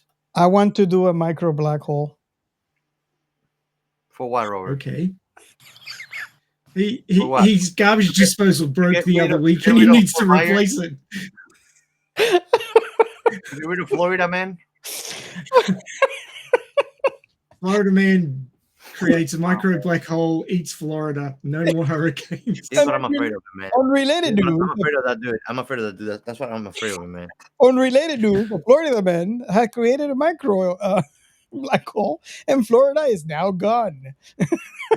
They call it the Bermuda Rectangle. Bermuda dodecahedron. And you guys say that I have the craziest ideas, but I will hope so that you can. Before you move on, actually, we never got to do the watch along of the walkthroughs, but I want you to watch it because it's a video game. It's old now. It's called Quantum Break, and it's about two friends that they, through experiments in high school and university, create something like that. But one of them, basically, they get a sickness called chromium. Basically, you can control time with chromium, but it's detrimental to your health. And the other thing it's doing when you activate it is destroying time as it is. So everything is gonna break and disappear, and you are trying to save reality. It's pretty cool because instead of talking about multiple realities, you talk about your consciousness jumping back and forth in time. So it's pretty cool game, but it's like a story-driven game, so it's like a movie, like Chicago Detroit become human. Yeah, that kind of game. And I want you guys to watch the walkthroughs because that movie is purely about time traveling and just like the movie is called Quantum Break. It's amazing. I want to answer. I guess I'll be the first one to answer Ray's question. And I'm going to say it this way very carefully. As I might be able to understand, I think you could. The level of what you could create is obviously not going to be to the level of what you would expect to have. I guess one example I can throw out is what comes to mind when you think about hadron colliders. that's not what you're going to be able to build. No. But I think Unless your garage is 27 kilometers in diameter. Oh, the one in your garage will be called Hydron Bangy Bangy. so. Yeah, the answer I think is yes, but I'm gonna wait for the actual answer. Gio, you want to answer that question? Creating a Hydron Collider? Can you? Me? I mean, I believe in the old so-called SOP. If you give me an SOP for anything, I can make it. You know, SOP is standard operation procedure. There's one probably to make a Hydron Collider: materials, procedure, and how to put it one after the other. So I could do it. The tricky thing will be to scale it down so you can put it in your garage, and the conversions to that scale down. That would be the interesting thing. But I don't think that is something impossible or not doable. I mean, that is how most of the big technological advancements happen usually. They happen in a garage or in a bedroom on a science project, just an idea. Cool. So I probably could. It wouldn't be good, though. You don't want chaos building a Hydron Collider. Yep, guys. So there are different types of particle accelerators, aka colliders, and of course, they work at different scales. So the generalized question, can you build a particle accelerator in your garage? The answer is definitely yes, you can build one. Take that, CERN. It doesn't do much, not compared to a proper scientific accelerator. Not even a great hole. So not even a glory hole. So whereas you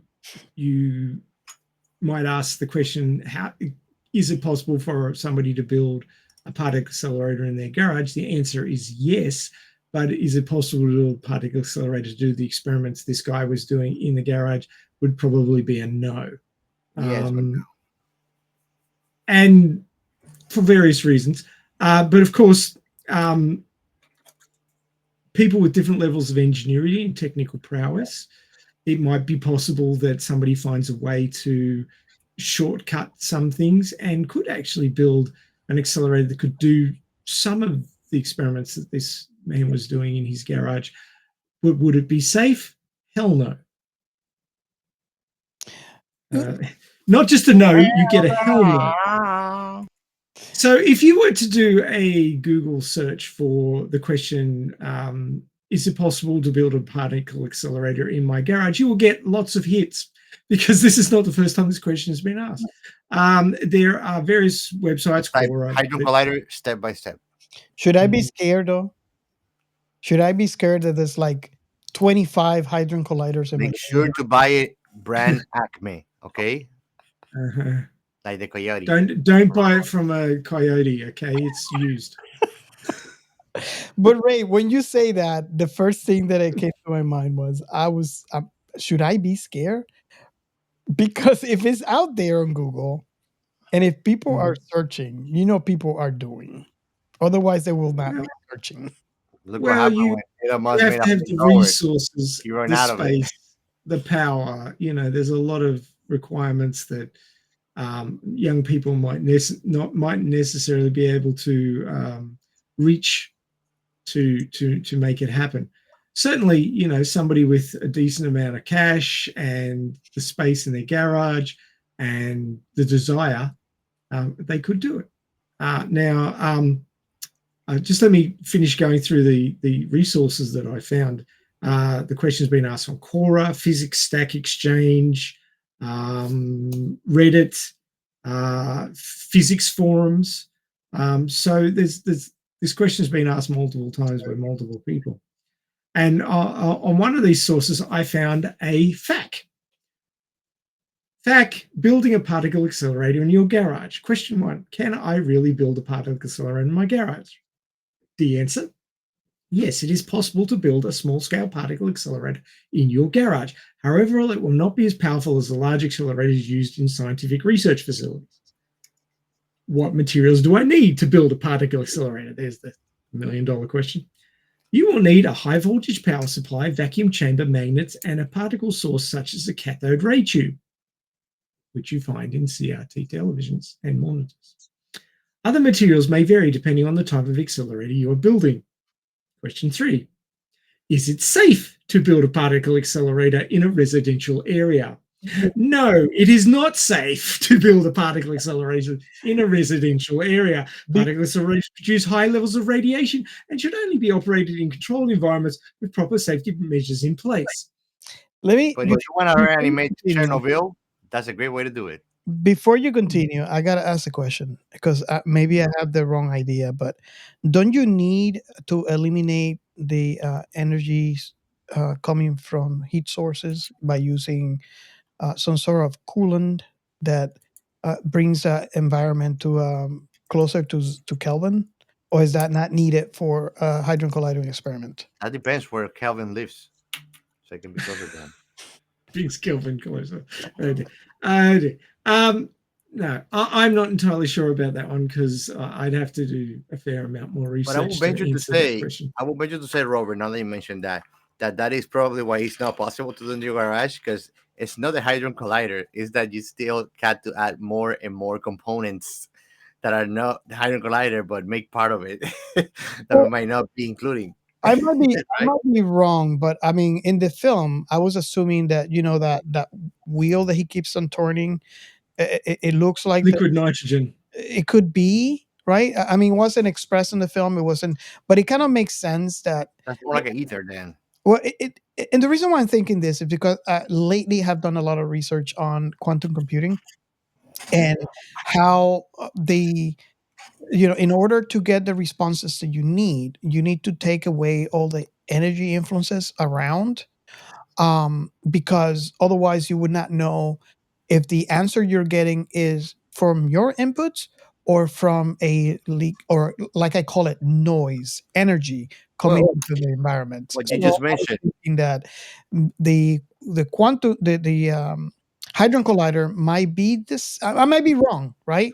But I'm thinking in my head that it might be similar because you don't know. I mean, do you need you obviously need a vacuum, right? Yeah. But you need also a 0 Kelvin to prevent, because the reactions that the protons do, depending on the experiment you're doing, obviously, you don't know if that reaction is caused by what your inputs are or the heat signatures of the noise coming into your experiment. And When you mentioned that you need some kind of fuel to eliminate energy, wouldn't that be the same as creating the vacuum itself? no, I'm not saying fuel. I'm saying energy. So Energy, yeah, that energy that you're trying to eliminate, wouldn't that be that once you eliminate all that, it creates a vacuum by eliminating all of it? Because you just want to have X amount of components there, which I would say components are like atoms, protons, neutrons, so you can create a formula for whatever you're trying to make, right? the way that I understand it, it might be wrong in here. So I'm just warning you here. You could create a vacuum and still have heat. Oh, okay. Yeah, it wouldn't be transferred very well because you need atoms to transfer the heat. Correct. I mean, I've seen a chamber that they have I think in CERN too, but it's not the Hadron Collider, that they create emptiness on it so they can do experiments of outer space on it. Mm-hmm. Like physics experiments. So like they actually record like they move like a moon surface, and then they create the vacuum, they throw something, and you'll see that like it floats, and it does the same thing on slow gravitational force that you will see in the moon compared to here, by creating just that pressure inside of the chamber. And it looks like a round giant safe. I'll look it up. But it was very interesting because that's like in 60s, that's how they actually did the study so they could land over the moon without bouncing off to it.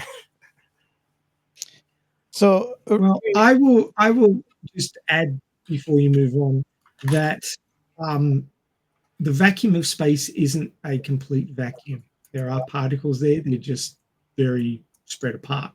Mm-hmm. Much like the vacuum of space not being a total vacuum, rather than getting things down to absolute zero or close to it, or to a point where there is no interference, if he was using liquid nitrogen to chill his chamber, that might be enough to reduce the noise to a point where he can do experiments that have meaning. You can't necessarily remove all forms of interference, but you can get it low enough that you can still undertake your experiment and get meaningful results. So it doesn't have to be Kelvin. It could be close to it. Yeah. Yeah, because but I mean, minus 1,000, right? Fahrenheit. It would be great if you could get things perfect, but we live in an imperfect world. So as long as you can get the noise down enough that you can do your experiment and get meaningful results, that's good enough. Yeah. Oh shit. Minus Perfection is the enemy of success, and good enough is its friend. And just as a point of reference, Kelvin, I Kelvin is minus 457 Fahrenheit. Thank you. I was just going to say so I can give you a perspective of what Kelvin is, but thank you for looking it up. Yeah, no, my closest definition to cold is Mars. Regular day Mars is minus 87. Yeah. I know that we have here colds like that, but the place that I've seen the coldest that is populated is called Yakutsk. It's on the Siberian side of Russia, and people do live in there, and they have furry ponies or donkeys over there, and everybody's like covered up. And like a regular day over there is minus 57, minus 40. Every other day. You can look it up. I actually had Yakutsk on my weather in my phone just to look at how freaking cold it is. And remember, this is not even Mars with storms, sandstorms. Just so you know, you're in Florida, right? So, Gio, what did you say that 0 Kelvin was? 0, no, 1 Kelvin. 1 Kelvin. 1 Kelvin is minus 457 Fahrenheit. Yeah, when I say Kelvin, I say 0. Yeah. So, what they mean for those that don't understand what the Kelvin scale is, 0 Kelvin is where there is no vibration in the molecules anymore. Everything is so frozen that there is no atomic movement. Nothing's moving. Full stop. Basically, movement equals temperature. So if you're removing temperature from something, you're reducing its movement. It's atomic movement. So next time that you see your chick, tell her, baby, I want us to move a lot tonight. Okay. How's that pickup line working out for you, Gia? I mean, she's a scientist. She's gonna be like, no, honey, tonight's Kelvin nights. Headache. That's what you get. Cold. That would be called the very cold shoulder. Very, very, very, very, very, very, very cold. Yes. Yes. So liquid nitrogen in a vacuum can be brought down to minus 346 Fahrenheit. So it's still 100 Fahrenheit more than 1 Kelvin. But still, if you put your finger on it, it's going to fall off. I promise you. Oh, yeah. It's pretty freaking cold. So at that temperature, you may have removed enough of the noise that you can then get meaningful results. But anything more than liquid nitrogen, I mean, liquid oxygen and liquid hydrogen are lower than that. But they're very hard to produce and very hard to store. So that's why liquid nitrogen is the go-to. I want to ask a crazy question that usually I get when we're talking about the sun, but I'm thinking of it now too. Do you think that we will ever be able to create a material resistant enough to withstand any temperature, being highest or lowest we ever recorded in the galaxy?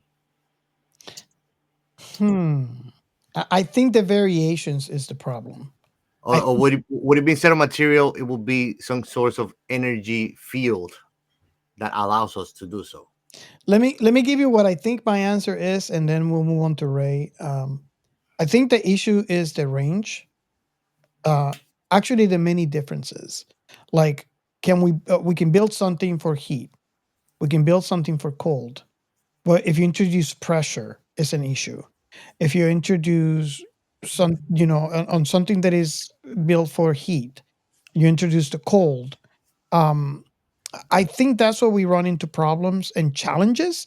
I'm not What? saying that we cannot create it. It's very challenging, and the reason why I'm saying this is because of that landing on Venus that Yeah. where we're trying to do. I think there was only one successful landing, and there was enough video for, was it an hour? I think I might have it wrong. And Well, then that's what I mentioned. That's what I mentioned. Some kind of force field, because I know that by fact, something material, solid, is not gonna help us to be a protecting surface, because there's always gonna be a liquid form of that. we you have, know. But think about, for example, plasma. What theoretically will be used to contain antimatter. If we can do a force field, because right now we don't have such technologies. This is sci-fi. Having like a force field on a spaceship or something, But I don't think that is impossible. I think that, for example, when I watch the oh my god, the Da Vinci Code, and they were talking about the antimatter and what it was contained on a capsule with plasma energy. So that plasma energy was keeping the antimatter from reacting to everything around it. I mean, So just to give you perspective, we sent something to the sun. How how hot can it be? yeah, no, it melted. Bro. It's called I think it's called Parker Solar Probe. You could actually, there's an article from Parker, space.com. Parker Solar Probe. And I'm looking at an article from space.com. But you could definitely Google it. Parker Solar Pro. So yeah, Ray, we kind of Derailed. we kind of derailed I don't way. know. We're talking about outer space here, man. We went out of orbit completely. I've learned to just let you guys go. There's no point getting upset or feeling slighted or anything. It's just like, yeah, just say what you want. I'll It's get like, back to you these eventually. kids are not talking about bitches twerking or reality TV, trash TV. Okay, let's move on to the topic. As long as you're talking scientific, I don't mind. I'm a scientist. I can deal. So, point 4 in the frequently asked questions about building a particle accelerator in your garage. What can I use a homemade particle accelerator for? A homemade particle accelerator can be used for educational purposes, to conduct simple experiments, or for personal interest. It is not powerful enough for advanced scientific research. So that is probably the one point which Gerrit had to stretch the truth about what was happening in his movie. Certainly, it would be difficult to experiment to the level that Clayman in the movie was experimenting in a homemade particle accelerator.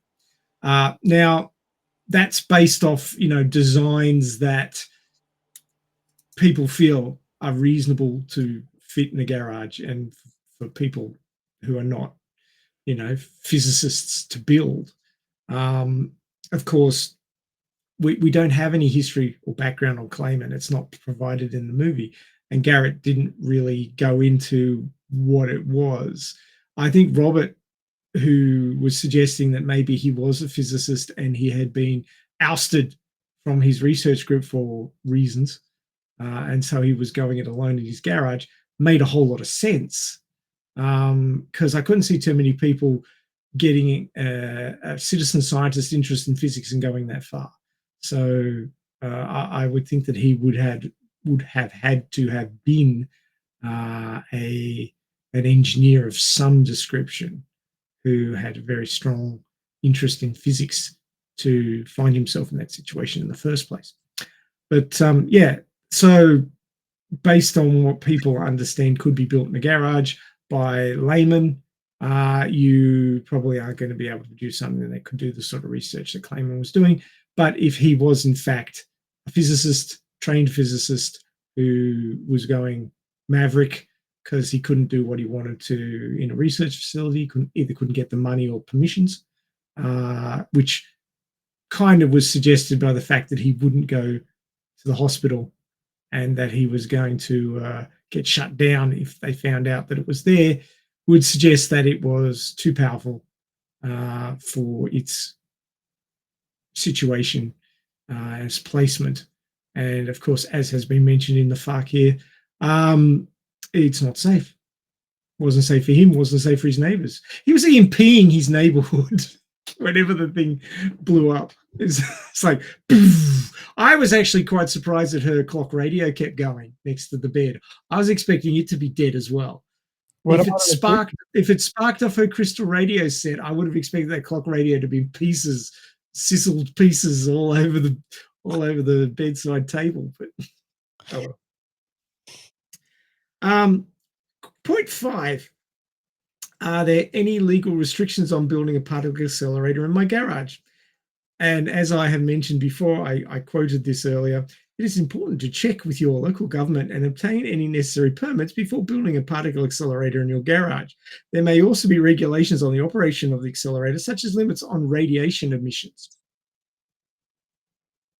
Preferably. Don't want my neighbor's garage radiating the shit out of me every time I go down and get my car.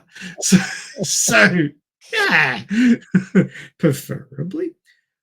So yeah, those are some of the important things to consider when you decide to build your cyclotron in your garage. And if you do, which Robert is planning, I think now. And if you do, call us. I certainly am. Can't wait to go upgrade. Having said, this is probably not a great idea for most people. You'd probably want a double Besser brick wall with lead in between surrounding your garage before you try this. But there was a lad named Michio Kaku who built a 2.3 million electron volt particle accelerator in his parents' garage. Oh, wow. This actually happened. And he was granted admission to Harvard University as a result. Wow. There was a guy that did I don't know what's the actual name, but it's 2 rods, and they go such high voltage that they create a portal. You know what I'm talking about? He actually turned off the whole town because he I think that he bought some transformers from the city, like that they were old, rebuild them, and then he plugged from the grid, and basically he pulled like 20,000 volts, something like that, into his house, and it shut down the whole thing. They took it to jail and everything. I don't know how it's set up in the US, but in Australia there's what's called 3-phase power. Nominally, the average home only has a single phase, but if you're drawing a lot of amps, then you might have 2-phase. My father actually had 3-phase into our residence when I was growing up because he's an electrical contractor, and he did switchboard testing with higher amperages. So he needed the 3 phases so that he wouldn't blow the switchboard every time he went to test a switchboard. These were for industrial installations. So he had 2-phase and 3-phase like saws and things that he used in his garage or his workshop, which was for his business. So he had need of it. But generally, out of the 3 phases that there are in Australia, you're very likely to only have 1, or if you have a garage with high voltage equipment, you might have 2, but 3 is very rare that you'd use all 3. And of course, these different phases are working independently, so you can have a phase go down and still have the other phases running, so that you've got some redundancy in the system. So that's why they have the 3 phases. So just to finish off about Michio Kaku, it says here, the legality of building and operating a particle accelerator depends on materials and operation of the device, with potential restrictions from the equivalent of the FCC. However, people in the US have successfully built and operated smaller particle accelerators in their homes without facing legal trouble. So, just like there's people who decide to, have a pet tiger, which they keep on their property. I'm thinking the Tiger King and the like in that reference. Other people in the US have, built their own particle accelerators. in their homes and avoid a legal issue. So there you go. If you were radiating yourself and nobody else, that's fine. It's a free country. You can nuke yourself if you want. Yeah, just question if you see a cat glowing at night. And if all your devices in your home get suddenly EMP'd, it may not be an attack in the night when he looks like he has the devil inside of him. No, I'm talking about the entire skin glowing green. To finish my statement, you may not be being attacked by a foreign power. It may just be the guy down the end of the street who's a little bit weird and a bit of an introvert and has built a particle accelerator in his garage, and he's EMP'd the neighborhood. So talk to him. So Ray, thank you. I'm scared now. Well, I recommend you buy a Geiger counter if you're really worried, and just keep it turned on. And if you hear that, run. Just preferably in the direction away from the radiation source. You'll be right. Nice. Unless it's gamma rays, in which case you're screwed. Doesn't matter where you are. Awesome. Do you guys have anything to add to the science? No. I was really surprised that there was a segment. Still something to talk about. I'm like, holy crap, this is all pure science. So yeah. No, I'm good. No, I had to save that, that question for last because I thought it was very interesting on a social engineering level as well. Shit, people are building cyclotrons in their homes. Well, some people sit down and have TV dinners and watch, what's something sitcom or a sitcom or reality TV, and other people are building cyclotrons in their garages. So there you go. Yep. I'd rather just build an armatron like I used to build back when I was a kid. I'd rather watch some new hentai. Thank you, Captain Chaos. That's the funny thing. I don't even watch hentai. I'd rather watch porn. Bringing the chaos since 1994.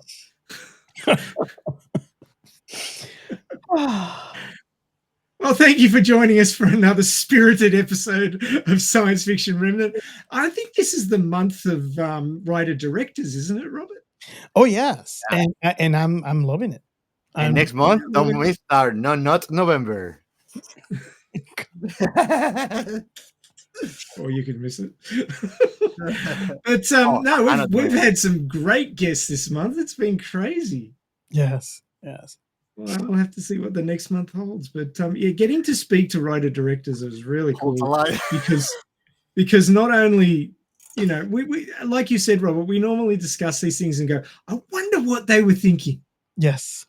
So we have all those questions ready, and we pepper the poor writer-director with the questions, and it's great to get the information from the source. We don't have to wonder anymore.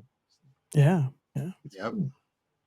And it's also great when you see their eyes light up when we're talking about their show, and not only are they pleased that somebody's really thinking about their show, but I think they're riffing on us and getting new ideas for the next sort of spin-off from this thing, or a sequel or something like that. So not only that, but this is the closest thing to an intimate conversation with their audience they get to have too, because here we're gonna talk about what they did, what they made, and ask them questions. Usually I don't think that they get a fan of his wouldn't get that opportunity to sit down with them and be able to just have a talk with them one-on-one and ask them questions about things that they like or they have wonder about the show, the movie, Well, I think this interaction is I think this interaction is way more meaningful than a reviewer or a critic, because they will examine the offering from their point of view. They don't get any extra information, and it's either in their wheelhouse or it's not. And if it's in their wheelhouse, they'll say, oh yeah, it was great, a couple of points, and it's over. Or if it's not in their wheelhouse, they'll just pan it. It's impersonal. And it's very impersonal, and in a lot of ways it's meaningless. Yep. Because it's one opinion from especially when they're putting something down. Like I've seen a lot of movies get put down that didn't deserve it, and they're sort of producing media to sell themselves as a critic. They're not actually taking the movie for what it is and really thinking about it. They've got 20 movies a week to critique. They're not really spending the time. We do one movie a week or one IP a week, and we drill down and we get to the bare bones. And when we can get the writer creator on, we really get the good oil about what they were thinking when they did this, when they did that, when they did the other. And I find it really ingratiating when you see the look on their face when you talk about what they were putting down, and they can see that we were picking it up and running with it and really thinking about it. You can see that look of they get me on their faces. Yes. And I really enjoy that point.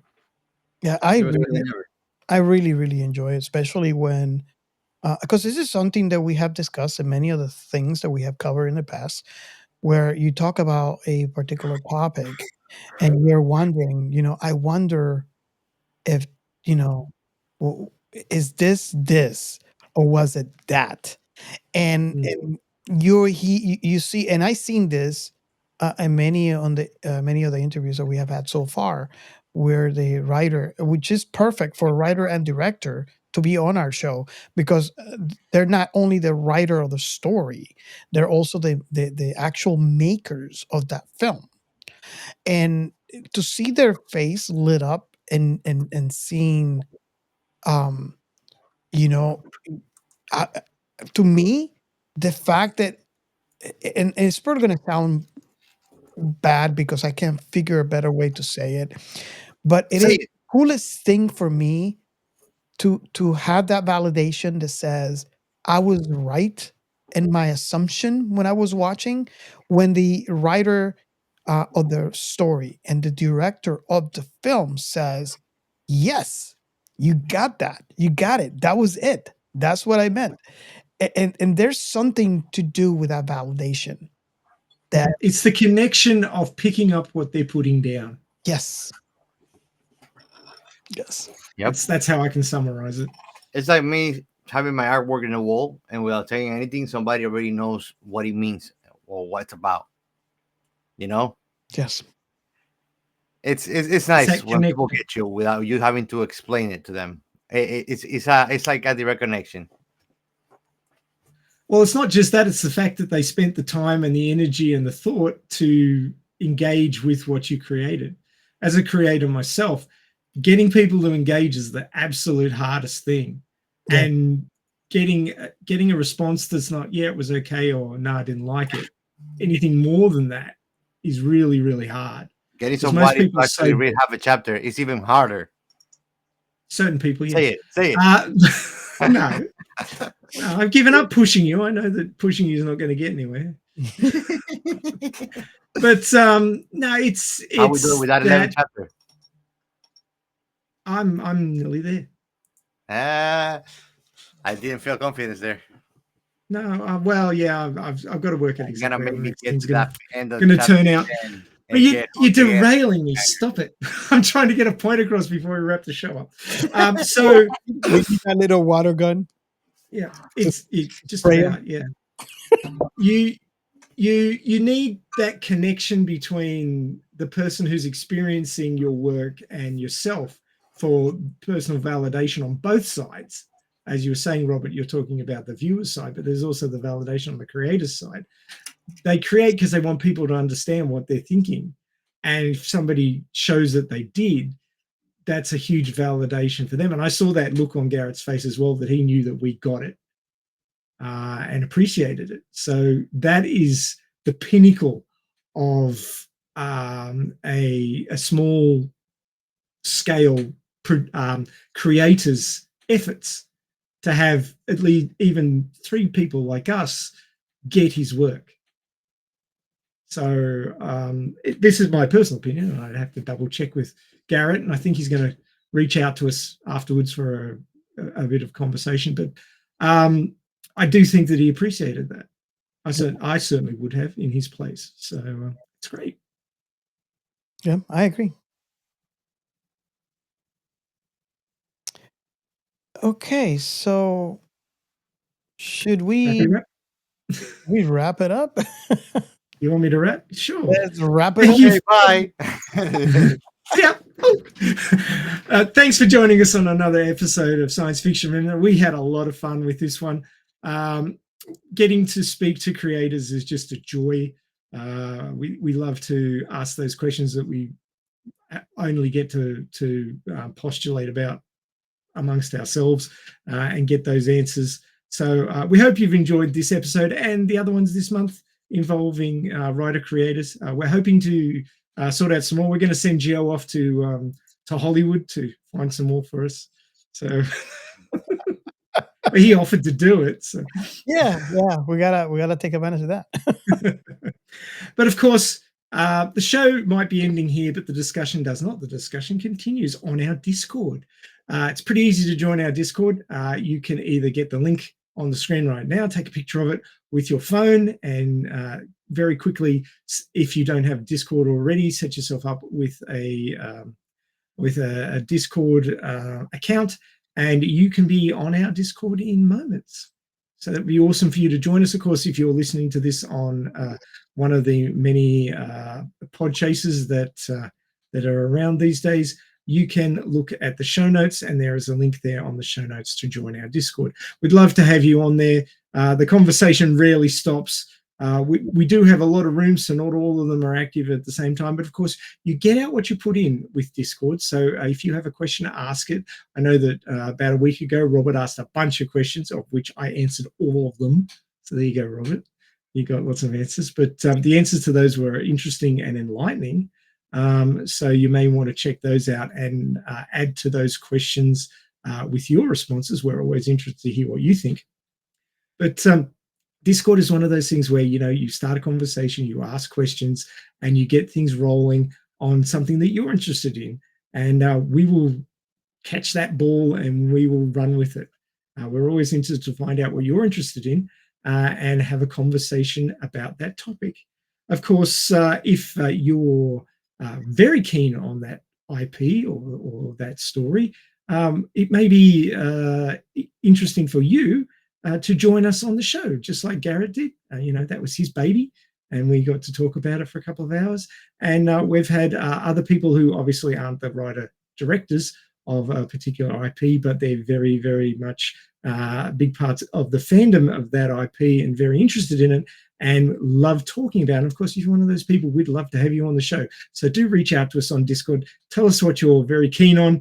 Tell us why you love it, and you could possibly be joining us on the show to talk about it like Gerrit did today. We have a number of websites. The first one is sciencefictionremnant.com. That is our jumping off point for our podcast. You will find the latest released episode plus the back catalogue. It's all there. We also have articles written by ourselves and some guest article writers there. They're short reads, 3 or 4 minutes. You can knock those over pretty quickly. Just sort of going into greater depth of some ideas to do with science and science fiction, which you might find very interesting. And of course, you're very welcome to discuss with us on the Discord if you find those interesting and thought-provoking. We also have a website called thisissci-fi.net. That one's for the creators out there who want to get their IPs out and known amongst the greater community. You can join in with this one on the ground floor. It's new. We're still building that one up. But tell us what you'd like to see, and we'll see about making it happen. Of course, you can use the This Is Sci-Fi hashtag on anything that you post on socials, and that will draw you into the circle of people who are very interested to find out about not only other IPs, but your IP, your specific IP, or the ones that you're really interested in. So do share that stuff. The more sharing is the more caring and the more interesting sci-fi that we all get to find out about. We have a Substack now. It's somewhat new, but that one is very interesting. We're posting on there weekly various topics to do with science, sci-fi, and of course stories in the sci-fi genre. So do check that one out. It's free to join. You can join up to that one, and you too can be part of that conversation. We have a Buy Me a Coffee. That one's there to help out with some of the costs of the podcast. Currently, Robert is handling all of those, but it's not free to create a podcast. and it really would be great if you could spare a few dollars to pop them into that one and help us along with the podcast. Don't forget that we have a hotline. You can call us on that one on 1-305-563-6334. That's 1-305-563-6334. Drop the one if you're in the continental United States, but if you're outside, you'll have to dial the international dial number for the United States, and then the which is the 1, and then the rest of the number there. Thank you again for joining us.